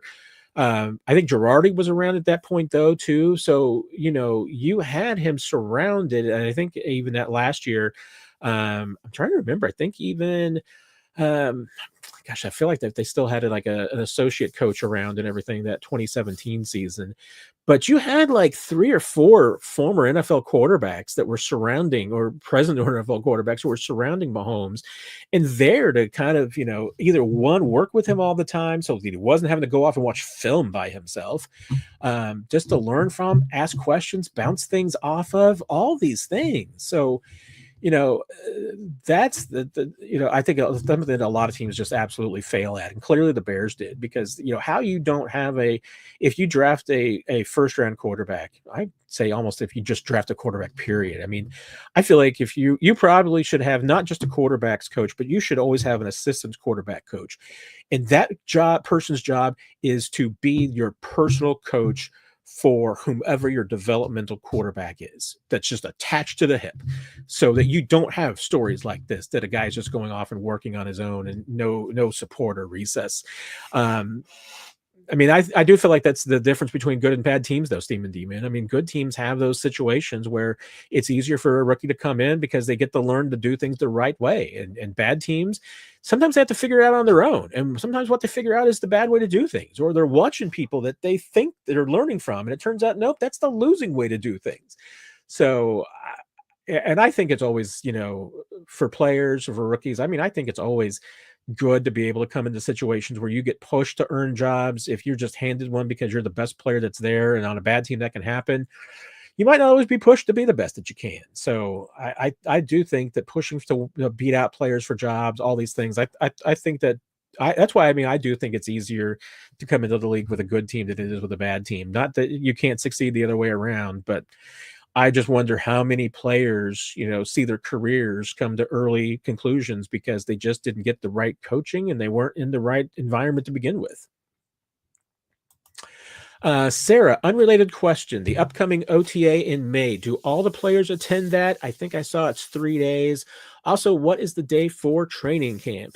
I will say on the training camp, we don't know yet, Sarah. The Chiefs usually announce that at the very end of off-season workouts. So I think the last day, I'm trying to remember off the top of my head, it's around June 19th. I think it might be the last day. And usually the Chiefs put out their training camp schedule that Friday, right after the mini camp is over. So I would expect about a month from now is when they're going to have the training camp schedule come out. I mean, technically you can usually look at the calendar because it's going to be 48 days before the first game. So that first game against the Chargers, I don't remember if they get I don't think they get a bonus for playing an international game. I don't think there's anything in there for that, but it's going to be around July 15th when camp opens. So it might be a couple of days later than that, but somewhere in that ballpark. Now for OTAs, there's kind of two parts of it. One are the OTA practices themselves. These organized team practice activities is technically what they're called. We call it OTA for short, even though we just kind of dropped the P off. Don't ask me why. I've never understood that. But there's 10 of those altogether. And so next week, there's 3 next week. There's 3 the following week, and then 4 the following week. So there's 10 practices over the next 3 days. There's one of those each week is open to the media, usually the last one. Now, the 10th one for the Chiefs, that last one that they'll do in 3 weeks, it's usually the run test and the conditioning test. So normally they don't practice that day. So I'm not sure, that's usually a question about when we do that final availability. The run test are gassers. Players have to run back and forth across the field so many times and in so many minutes, depending on their positions. And if you pass that, then that's the one you have to run at the beginning of training camp. And so if you don't pass it, there's an indication of what you need to work on before you get to training camp. That's always good for the rookies. And if you do pass it, good for you. You're on the right track to being able to start training camp without any hitches. So now these 10 practices that are coming up over the next 3 weeks are optional. They're not required to be there. So, and we'll go out, we'll be doing roll call. We'll see which players are there or not. But like I said, it's totally optional. Andy Reid will get really, really ticked off when we ask about players who are not there. So if there's a veteran or if Trey Smith is not there or anything, somebody's going to ask about why Trey Smith is there, even though we all know why he is not there. Andy's not going to give us any different answer than he usually does. And, we sometimes go back and forth on this about, whether it's necessary or not. And, is it, there's other ways. Well, I won't say that. I won't say what I'm really thinking, but maybe I will later. Probably could right now with Nick not here, but I'm trying to stay in a good mood and everything and not be too mean. But we're going to ask the questions about who's there, not there, and depending on why they're not there, it might be different answers. For instance, because they're voluntary, Patrick has not always attended some of the voluntary ones. This is the time of year where he sometimes has things going on. I know he just had the golf tournament in Vegas that has been sometimes scheduled during OTA, so he has missed it for that. Travis has sometimes had an event that he has to miss an OTA for, so it's not uncommon for veterans. The only thing that's really significant about it, Sarah, is that this does go into players who have bonuses that are connected to their workouts. They have to usually attend like 90% of OTAs in order to get their bonus, or 70%. There's a set number for everybody. But I think it's normally 90% that they have to attend, and that's not including just these OTAs, but even like meeting days that they've got in the building. Right now, they're having meetings this week before the OTAs start next week. So those go into conclude doing all of that. But by the collective bargaining agreement, right now in the next 3 weeks, all optional. Players are not required to be there. The last mini camp, that 3-day mini camp at the end of June that wraps everything up before players are on their last break before training camp, that one's mandatory. So that's the one that players will get fined for. The NFL also did away with being able to waive those fines a few years ago because it became kind of a drawn out process, and players wanted to get their fines waived, and then guys who didn't get their fines waived got ticked, and so now the NFL is just like, nope, those fines are not waivable. You've got to assess them. So yeah, those 3 days are required, but this next couple of weeks still voluntary, although the vast majority of players will be there. The vast majority will be there for all of OTAs. It's just, occasionally, guys will miss them. I mean, and for different reasons. I mean, players have missed them for, birth of a child, dental appointments sometimes, get scheduled, you don't maybe pay attention. It's the end of school. So I know players have had sometimes to miss an OTA because kids' last day of school and they want to be there. I mean, there's a lot of things. So Alex, I appreciate hearing that source. I do. I think I'm getting the joke there. So, and I did talk about that at the very beginning, but at the fact that it was all over Twitter's day and you said source, it just cracked me up. So, if you were joking, Alex, very well played. I got it and truly appreciate it. If you weren't joking, I'm sorry. I'm not trying to be a jerk. I'm just trying to enjoy the fun. Mike, how come there's mixed messaging with Simmons and whether he might actually start if healthy and more is plan B? Like I said, I started this at the beginning. I don't know there really is a lot of mixed messaging. I think it's just misunderstanding, and I completely get what Adam said, that because Adam Teicher was the one that really this is drawing out from today with his conversation with Sterling, and he's pretty much specifically said if he had to handicap it, that he thinks this is that, hey, plan A would be Josh Simmons, plan B would be Jalen Moore, but it's completely dependent on Josh Simmons' knee. And I mean, and that's I don't necessarily think is false. It's just the state and how that knee is of Josh Simmons is doing a lot of lifting there. And how ready is it? I mean, what we saw during rookie minicamp tells me that he is not ready yet. And I will say, I mean, I phrased it this way to a member of the organization, and said, hey, if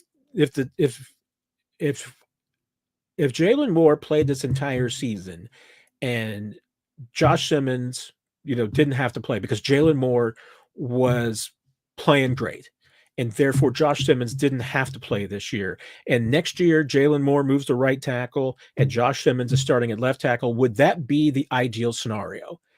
And I was told yes. So I mean, that's what I mean, I think it's just a little bit of semantics. I mean, and some of this is just based on the state of what we do and do not know about Josh Simmons. If Josh Simmons is 100% healthy in week 1 and is 100% of his old self, then yeah, he probably is better than Jalen Moore and probably will start.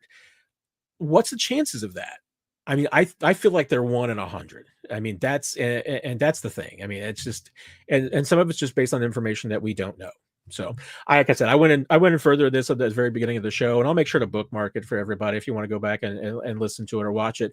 But I just think that I think it's a little bit of semantics. I don't think there's a whole lot of mixed messaging because one, I mean, the Chiefs, nobody's really coming out and saying anything on the record. I mean, at this point, the Chiefs have been pretty tight-lipped on this. They, remember, haven't even seen Josh Simmons on the field yet. I mean, what he did in rookie minicamp wasn't anything on which you would base a decision. So, they're not going to see him on the field. I don't even know if they're going to see him on the field next week. So if you haven't, until you see Josh Simmons on the field, you can't make any decisions whatsoever. And so that's why I think it's, Adam put it in a way that I think was the right way to put it, which is that, he said, hey, if he's handicapping it and based on Josh Simmons' knee being healthy, those are two different things than saying that, the Chiefs view that. I don't think that, and listening to what Adam said on 810 today, I didn't feel like he ever put those words in the mouth of the Chiefs. I think he made it pretty clear that, it was just, hey, here's how I would bet it might happen if Josh Simmons' knee is healthy. And that's a big if. So has anyone told me that my voice sounds like Will Forte? I have not, but I feel like that's a compliment. And that would be, if it does, that'd be great because, I usually hate the sound of my voice and I'll hear it and feel like it's much higher pitched than I want it to be.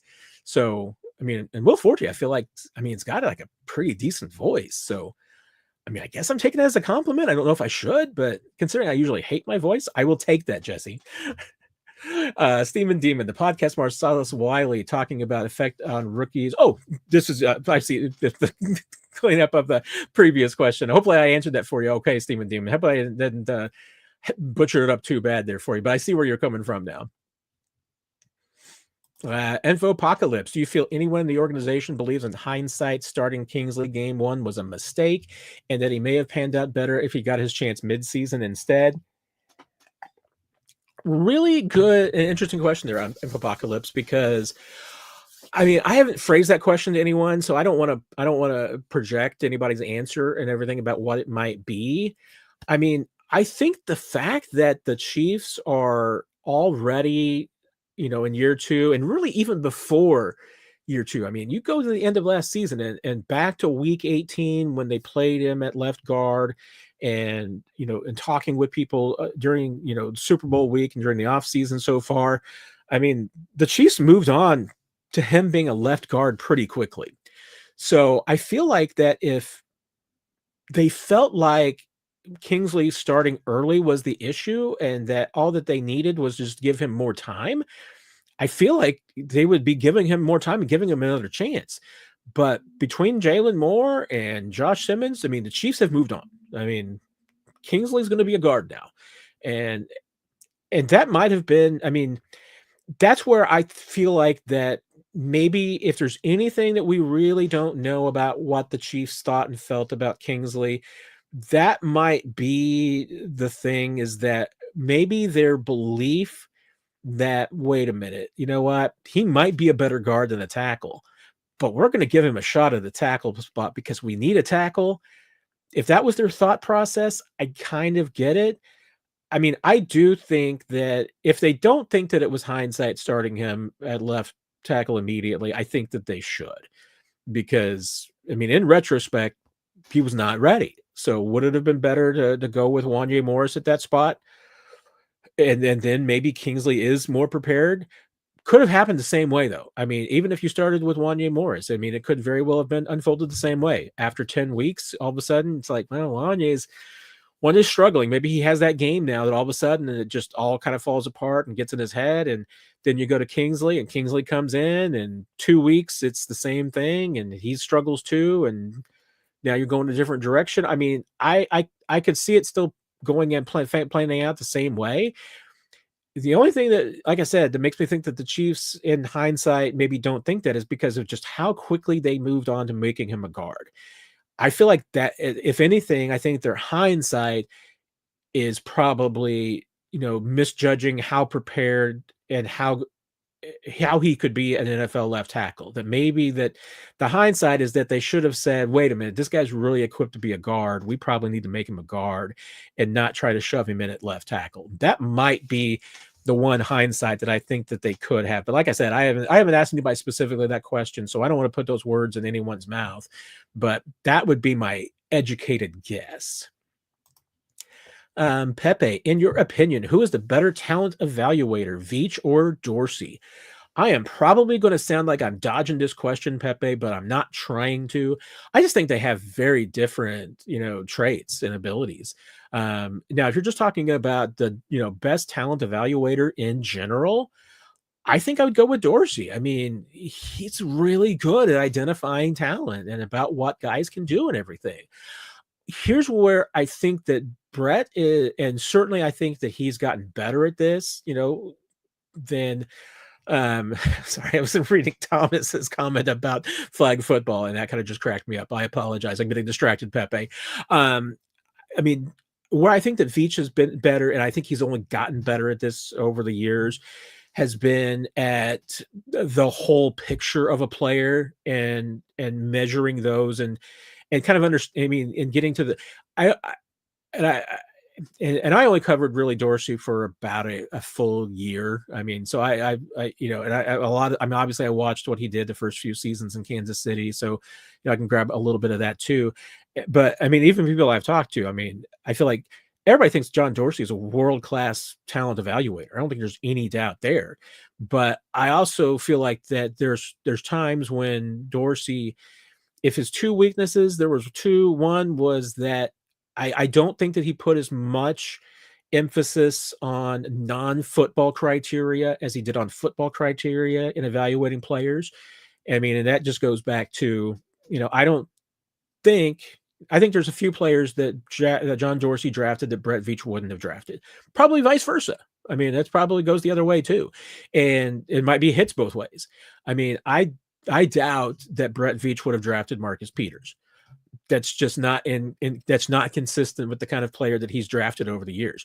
Great talent, sure. I mean, everybody agreed with that, but I think that Veach would have said, you know what, the off the field stuff, the fitting in the locker room fit, chemistry fit, that's not going to be a good fit for the Chiefs. So I think he probably would have gone a different direction. There might be some other. I mean, Tano Passanio might be a guy again. I mean, that's a guy that the physical tools. I mean, that's just one of the reasons why Dorsey loved him so much is the just the physical tools. But I'm just not sure if he was ever a Brett Veach kind of a player. And like I said, I mean, the other thing, obviously, that I think that some people have, and I can see this, and this is, I'm not trying to hem and haw or anything like this. I'm just, it's the brain fog. We're gonna blame that, Pepe. It's that. I mean, like the Laurent Duvernay-Tardif contact. I mean, that's what it really comes back to, is that there's a belief inside some people that Dorsey overvalued players that he drafted and therefore, gave contracts to players worth more than, or maybe retained players that he shouldn't have because they were players that he drafted. And Brett Veach, I mean, I'm not saying that Brett is coldless. He is not. I mean, he's one of the guys with the biggest hearts and loves these players so much, whether he drafted them or not. I mean, once you're a Chief to Brett Veach, I think you're always going to be a Chief. It's just that's how he feels about these players. I mean, he gets so close to them and everything. But at the end of the day, I mean, he does a really good job of making business decisions and understanding that sometimes you got to walk away. And I think there have been situations even in the Veach era where there might be players that John Dorsey would have paid that Brett Veach didn't. And I think it worked out well for the Chiefs. Is that always going to be the case? I mean, everybody's going to make some wrong decisions. I mean, everybody's going to get it wrong from time to time. But I think Dorsey, I mean, I haven't talked to anyone who does not think that John Dorsey is, like I said, a world-class evaluator of football talent. I just think Veach is better at the big picture of just, seeing how that talent fits in with a team and, taking in the non-football criteria. Because, I mean, I'm not saying John Dorsey, just drafted a bunch of athletic football playing, bozos or anything. That wasn't the case. But I think that there were times that Dorsey drafted players feeling like they'll fit into the locker room rather than, focusing on players that already fit into the locker room rather than trying to make them fit into the locker room, if that makes sense. Very strong feelings about flag football, I see.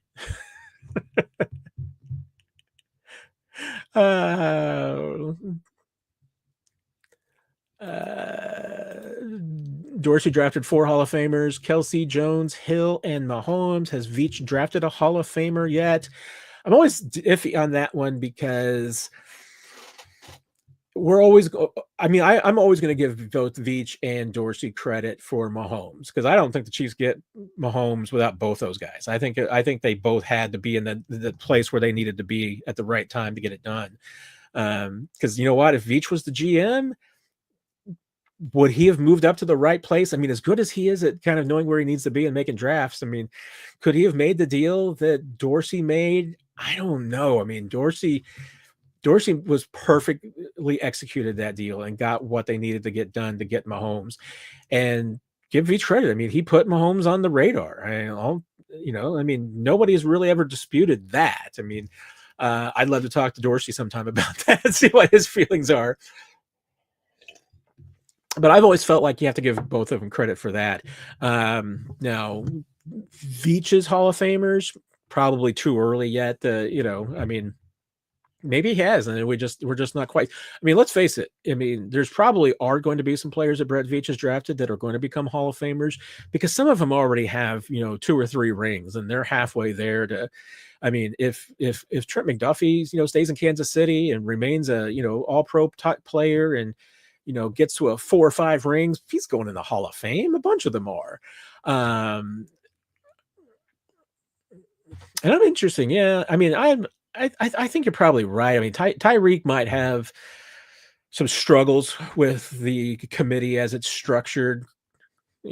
Like, once again, that goes back to just how I think that the Hall of Fame voting committee. But to your point, is there somebody I'm neglecting and overlooking and missing? I mean,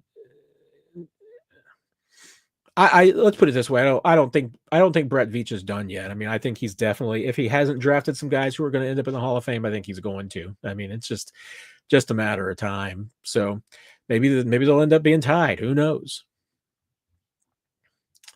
Let's looking for our next question.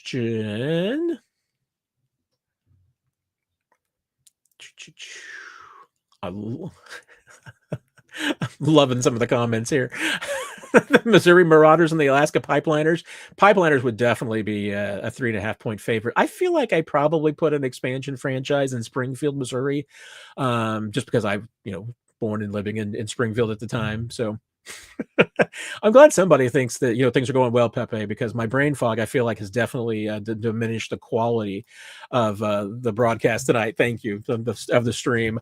Doctor Who, how is security and safe travel for the international games? I hope it never happens, but couldn't a tragedy totally shut down international expansion talk? I mean, God forbid. I mean, yes. I mean, if anything were to ever happen at one of these international games, I mean, it would probably change the course of the NFL's thinking. But I think the NFL. I mean, let's put it this way: these games that are paid internationally, and I say this having not been to one yet. I'm really hoping that I can make it to Sao Paulo this year for the Brazil game. I think it'll be a lot of fun. These games, as my understanding from talking to people who have covered them and talking to people with the team and talking to people with the league, as far as how it goes about, I mean, some of it is a little bit dependent on the country and the situation. For instance, I think the NFL was even talking about the game in Ireland, and they were waiting until after Irish elections were done before they negotiated the game, because there was a feeling that if elections went a different direction, that either the government could pull out of the game and want something different, or might not get the same cooperation that the NFL needs in order to pull these things off. But when they do these games, and great example. I mean, I've already had people with the State Department reaching out to me about encouraging the fans want to go overseas, to make sure that they've got their passports and apply for them now. I mean, it's the NFL. It is a pretty widespread organization. I mean, they get a lot of support, not only from like the U.S. government and the State Department, as far as putting together security and making things, arrangements in these foreign countries. They have intergovernmental, groups, and they have task groups that work on these international games throughout the year, to handle just these things as far as security goes. And not that there's not some glitches, but by and large, for the most part, what the NFL hopes that happens with these international games, like for instance, the teams, the media, anybody who's covering or working for these games, is that they're kind of in a bubble when they go there. I mean, not that, you're on your own, you might go out and explore the city and everything like that, but obviously there's also a lot of instructions that are given about, where to go, what to do, all of these things. But by and large, I mean, it's, even when you're going to the media availabilities and all of these things, they do try to keep things very, very isolated. And so that, you're not going out of a secured perimeter in an area, and that they're, keeping people out of these areas. And obviously, I mean, NFL games from a security standpoint overseas are probably not that dissimilar from, big football, soccer, whatever you want to call it, from big matches overseas. I mean, they have, similar, they're used to having the similar security for those matches over there. So I don't think it's probably completely dissimilar. The only thing is that then you add in, the United States, adding a little bit of security, the NFL paying private security and bringing in their own. So, I mean, my feeling, on it, in travel is a little bit different. I mean, there's usually and I'm trying to remember, because I mean, I've had the offers and everything like that. I believe that you can go either way. I mean, you can go through book, group travel that the NFL will arrange. So, you can buy like a package, even from a media standpoint, that'll take you on these international games. You could also book your own travel, so, and obviously there hasn't been any issues of that standpoint. But once you usually get to these international games, there's a pretty good, like I said, bubble in which they try to keep everything, and certainly keep the players and media and anybody, from the United States that's there to cover the game. Like I said, not that you can't necessarily get out and explore on your own, but thus far there haven't been any issues. So, and always appreciate Infopocalypse, Dylan. Gosh, Brian did it earlier. Thank you for making sure to hit the like button, hit the subscribe button, all those things, because I always forget to ask people that, but it does help people find the podcast and find us here, whether it's for Chiefs Digest or 41 is the mic. So greatly appreciate it. I'm still cracking up about that Will Forte thing, man. Thomas, with the addition of rookie kick returner, punt returners, who is the odd man out, Remigio or Steele? I'm still not 100% convinced that either one is the man out. And here's part of it. I mean, Steele obviously has multiple roles that he can play. Of all the running backs that the Chiefs have brought in, nobody's like Steele. I mean, nobody's going to be a fullback type. Nobody is going to be an H-back. Nobody's going to be like a fourth tight end type. So, and there's several of them that probably are kick returners. So that would affect Steele more than Remigio there. Even though, at one point in the season it was Remigio and Steele, by the end of the season, Samaje Perine had kind of supplanted Steele, but Samaje Perine's not back. Now, that said, I mean, between Brashard Smith, Jalen Royals, even if you want to bring Noel Williams into the conversation, you've got guys with kick return experience, but nobody with punt return experience. So that would probably give me a little bit of an edge to Remigio if he's going to keep his spot. I mean, that's the thing. I mean, the one thing that you absolutely have to have, and the Chiefs have gone through this before, you want to have an experienced, reliable punt returner who can at least just catch the ball. And, to a degree, I mean, McCole became that at one point, even if they didn't want McCole returning punts at some point, they felt like that he became a guy that they could trust to just go out there and catch the ball. Remigio is that guy right now. I mean, Remigio is the most experienced, safest punt returner I think that this team has.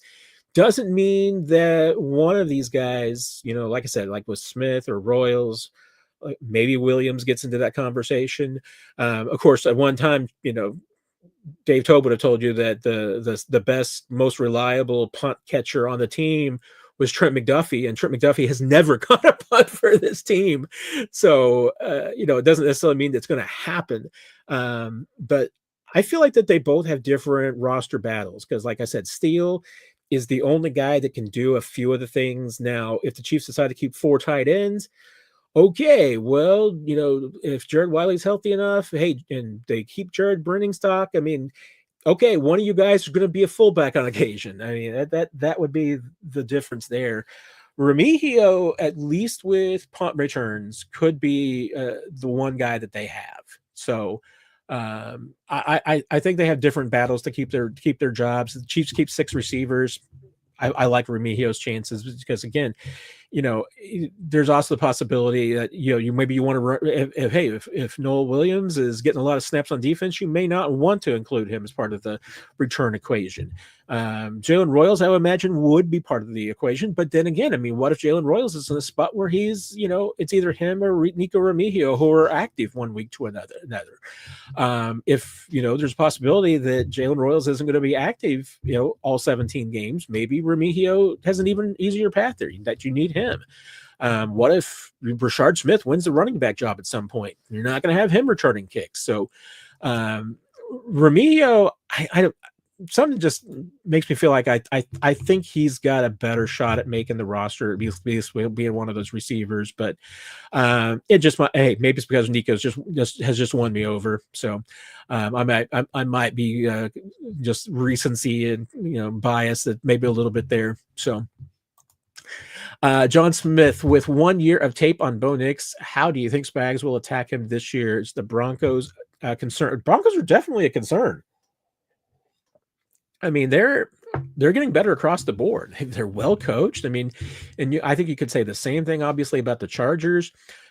Hey, Sean Payton's a year ahead of Harbaugh as far as rebuilding goes. I think Harbaugh had less to rebuild though than Payton did, so maybe they're a little bit closer there. Obviously, Broncos were a playoff team last year, so I don't think you can,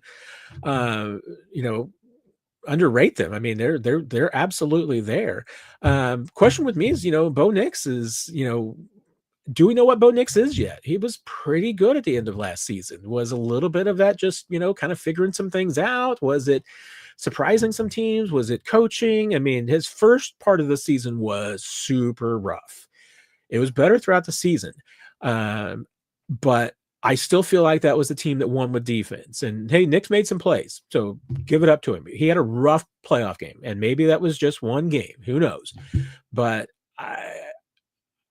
I mean, I think Spags is going to do what Spags does, which is he's going to just put a ton of pressure on the quarterback. And until a young quarterback like Bo Nix proves that he can beat that, Spags is, I think, going to do exactly that. He's just going to go after him. And he's a tough one. Thomas, there is no way that Dane is currently serving time in Leavenworth. So, I see talked about the concerts there. I've never seen AC/DC. I've never seen Iron Maiden. I've never seen Boston would be good to see in concert, but I've never seen Boston. I have seen the Police. I saw Elvis Costello open for the Police. That was pretty good. Let's see. I saw Bon Jovi. I saw Extreme open for Bon Jovi. There you go. I've seen Chicago a couple of times because I'm an old guy. So I may have tapped out. Well, I've seen. Oh, I'm going to really lose my street cred if I mention those. So I'll leave that out of it for now. John, like I mentioned earlier, no news yet. Got about a month to go before I would be worried in any sense. And, we might get some updates during OTAs, especially if Trey is there or not there during OTAs. But if he's at OTAs, I expect that we will talk to him at some point. Yeah, Kenneth, I'm excited to see Jaden Hicks too. Oh, Albert, thoughts on Andor season 2? I thought it was fantastic. I do get,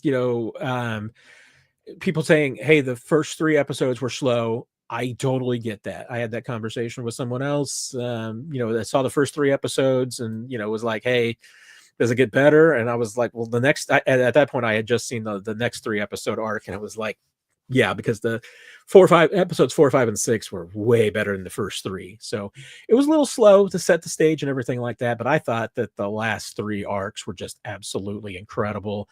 At the finish and the way that they, bridge between Andor and Rogue One was absolutely incredible. Tony Gilroy is just a magnificent writer.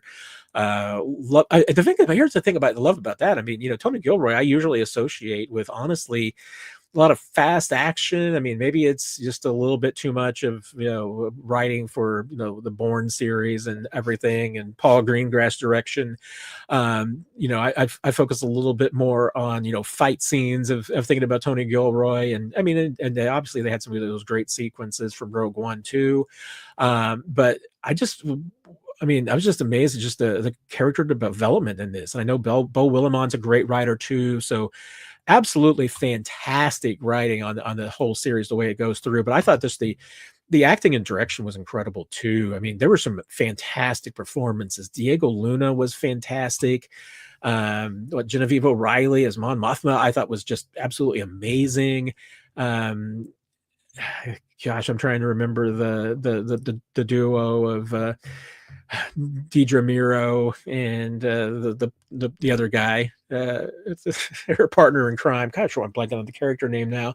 But I thought the performances were just across the board amazing. I loved it. I thought that as good as like The Mandalorian has been, and as much as I think that some others have been a little bit underrated, I mean, Andor is just like Rogue One. I mean, it's those two are just of the current era of Star Wars. Those two are just head and shoulders above everything else.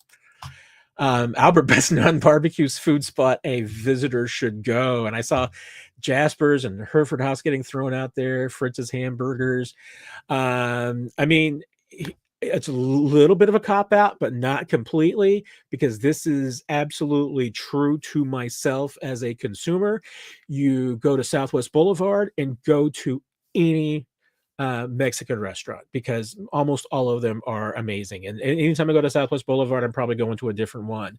I got some favorites. I mean, Ponax is great. El Patron across the street from Ponax is fantastic. You can't go wrong with Manny's. I know there's some others that I'm missing out down there, and I don't get down to Southwest Boulevard as much as I would like. So I just love Mexican food in Kansas City in general. I think Mexican food in Kansas City is completely underrated, especially because I've had Mexican food in other cities. I remember I had Mexican in Denver one time, and no offense, but the worst decision I ever made was I went out for Mexican once in Nashville. Whew, do not do that. That was a serious mistake. But there's a lot of great places in Kansas City, but I think Mexican in Kansas City, totally underrated. Great stuff. Mitchell, if Elijah Mitchell stays healthy, based on what you've seen of him, can he be the Chiefs' best running back, excluding Brashard Smith, who will be at some point? I mean, and at this point, the only thing I can say I've seen of him is what we saw with the 49ers, since he hasn't been on the field. I mean, a big part of it, Mitchell, I think, is just going to be how healthy he is, and what he's built for as far as a role. Is he best equipped as being maybe the number 2 back in a Thunder and Lightning kind of combo, where he's maybe getting 125 touches or something like that? Maybe. I mean, I think that if anything, based on the past work, you want to kind of limit his touches a little bit. So maybe him paired, whether it's with Isaiah Pacheco or you mix him in with Kareem, maybe both those guys. I mean, once again, the Chiefs have right there, those 3 running backs I mentioned, 3 guys who it's been a long time since any of them have been through a full 17-game season. Injuries have been part of the problem with all of them. So rotating them in and around, that could be a bit of a challenge. So you just got to keep them healthy. I mean, that's the thing. But it's just how healthy can they be? And Brashard Smith, Elijah Young. I mean, like I said, I think the Chiefs have like 5 at least legitimate, if not 6 legitimate NFL running backs. It's just who can stay healthy and who fits in best with this offense. Brian, Nick taking just some time off because remember too, we just had back-to-back days with 41 as the mic. We had a special episode with Mike North that we recorded and dropped yesterday. So Nick just needs some time, taking some time and everything. I'm hoping that he's going to be able to come back and spend some time with us on the Tuesday night Q&As here pretty soon. Nick is the best. So and since he's always coming in here on his days off, I am just always grateful for whatever time he's able to share with us. Luke, who would you rank as Brett Veach's top 5 picks versus his worst 5 picks? Oh man, you want me to give you 10 names? Oh, that's gonna be tough here. Um, now you're making me not only remember things too. Uh, I mean, I'm probably going to pick a bunch for the best picks. I'm definitely going to probably be making most of the 2022 class.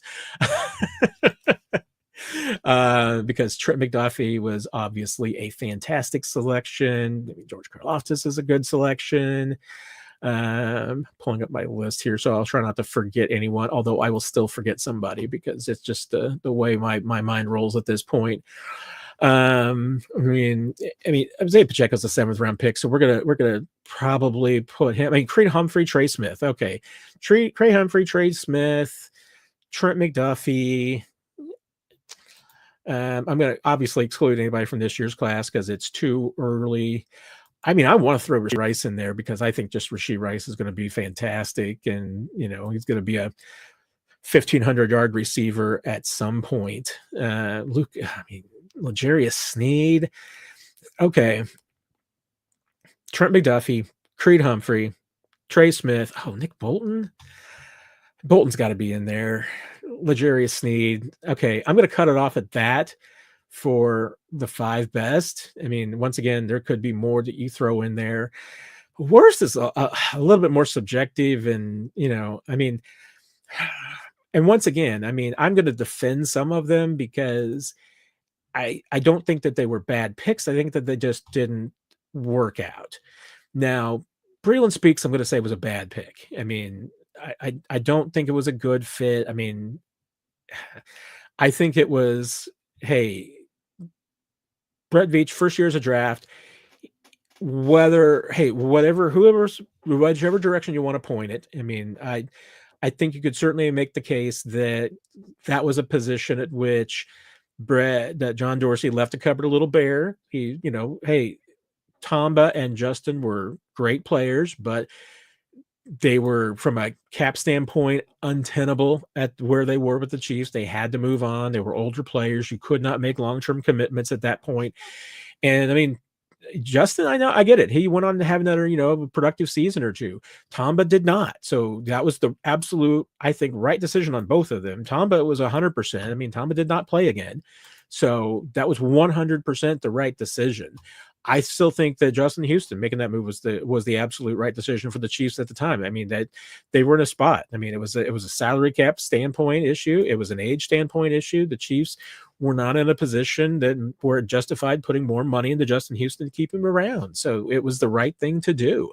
As a result, you were just forced into a spot where you had to come out of that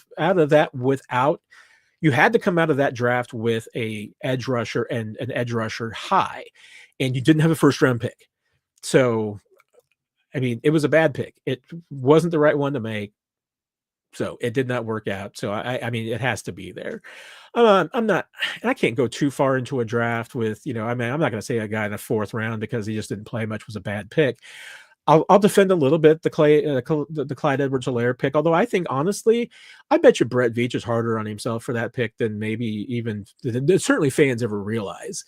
I mean, I bet he probably feels kind of the same way I did. I mean, I got the logic of it at the time. I mean, and had the Chiefs been able to trade out of that pick and maybe get Clyde in the 2nd round or even go a different direction in the 2nd round, it would make sense. But I mean, at that time, there wasn't, and I know 2020 hindsight, but there's not necessarily where you could say that there was a consensus player that the Chiefs should have taken there at that spot instead. I mean, I know there were some names that are later on, but there's nobody that you can point to and say, hey, definitively, a vast majority, even a majority of people say you should have taken this player instead. I mean, Clyde made sense. It just did not work out. So if you want to call it a bad pick, okay, but I'm just not. I got it at the time. I understood it. So, but it didn't work out. So you put it on the list of his worst picks. I mean, then you get in the last couple of years, and obviously picks are really good. So, I mean, 2nd round pick, Sky Moore hasn't been what you wanted. So I think you'd have to probably put it there.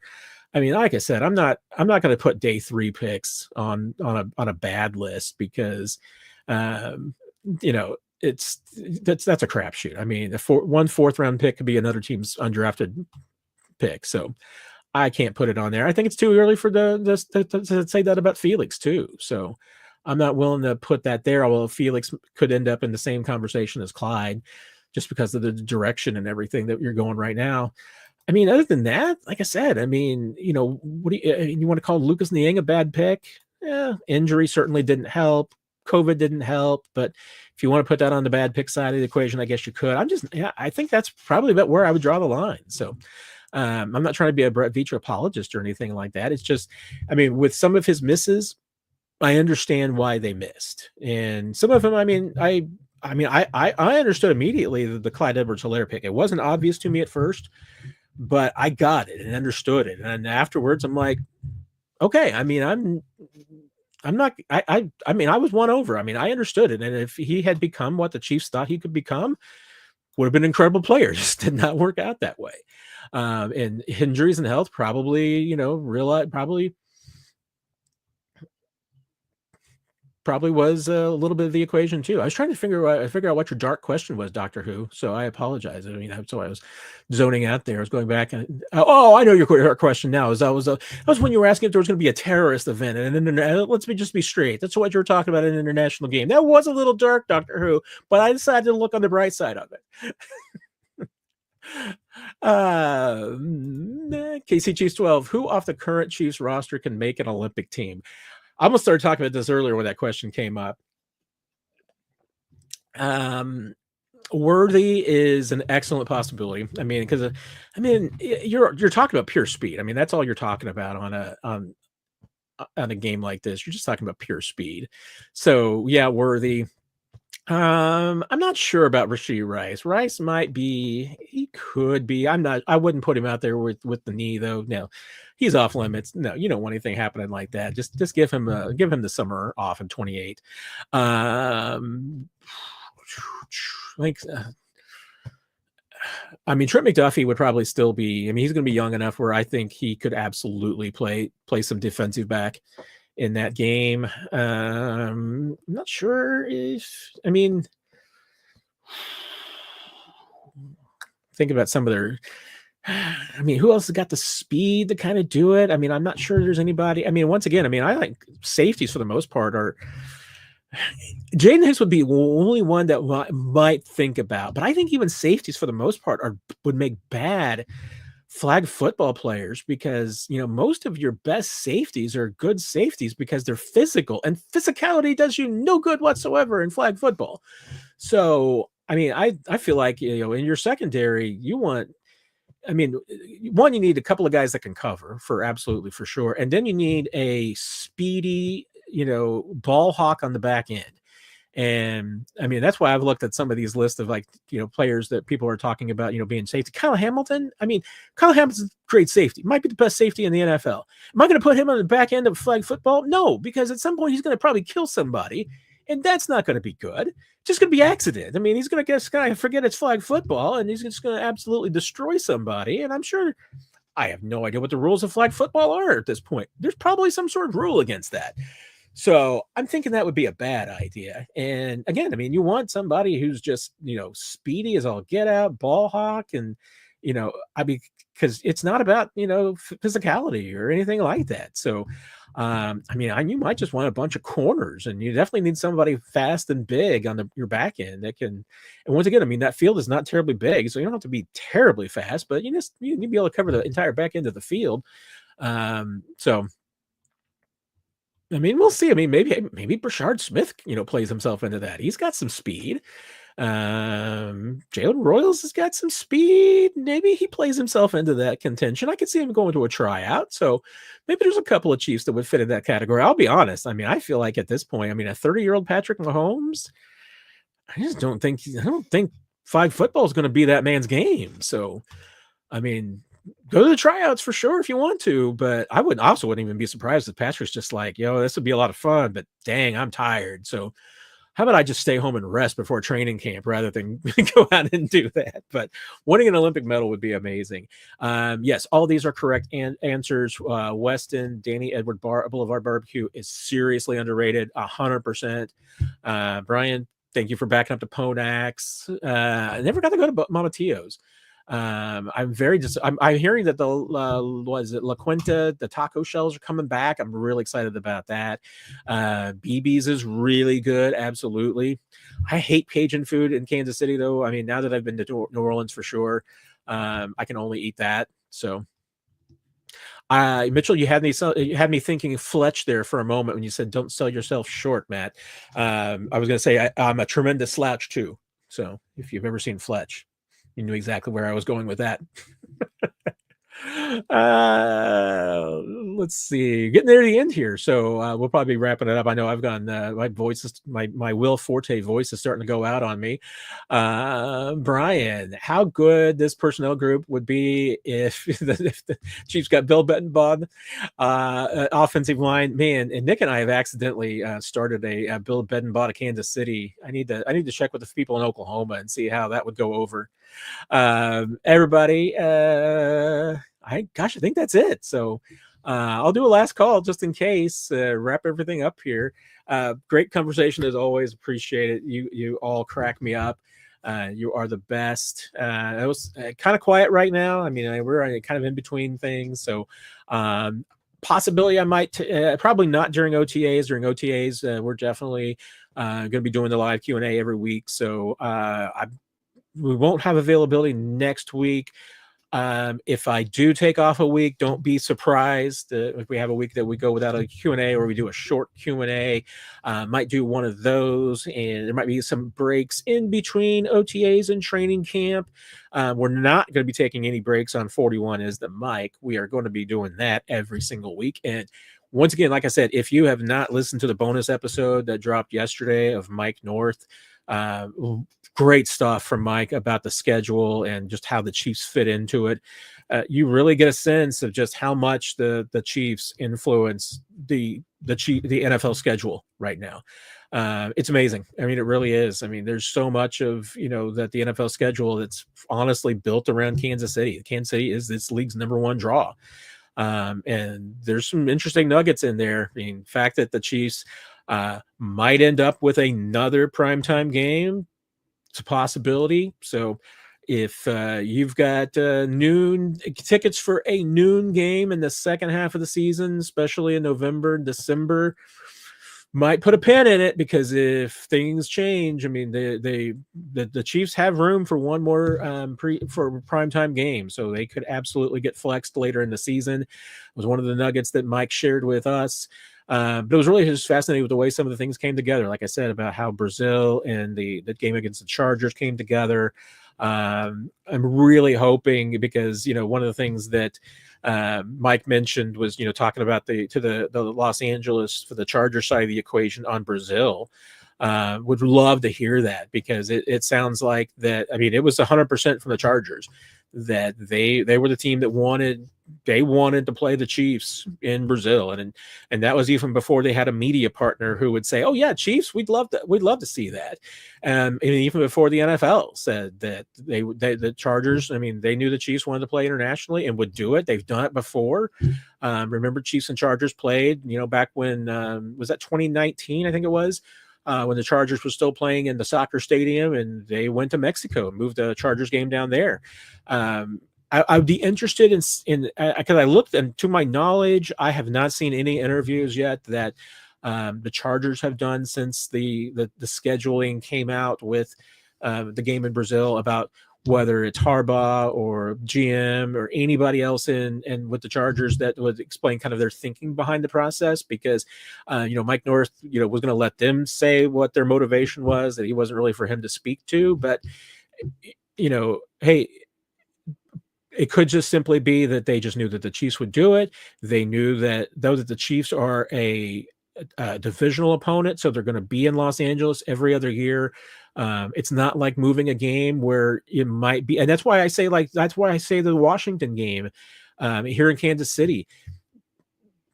Depending on how things shake out, it could be another 8 years before the Commanders come to Kansas City. This might be your only chance to see Jaden Daniels live. So that's why that game is an incredible opportunity to me. So I thought it was a really fun conversation. If you want to know about how the NFL schedule gets put together, how the Chiefs fit into it, definitely listen to that podcast. It was a lot of fun. We'll be back. 41 is the mic on Sunday for your next episode.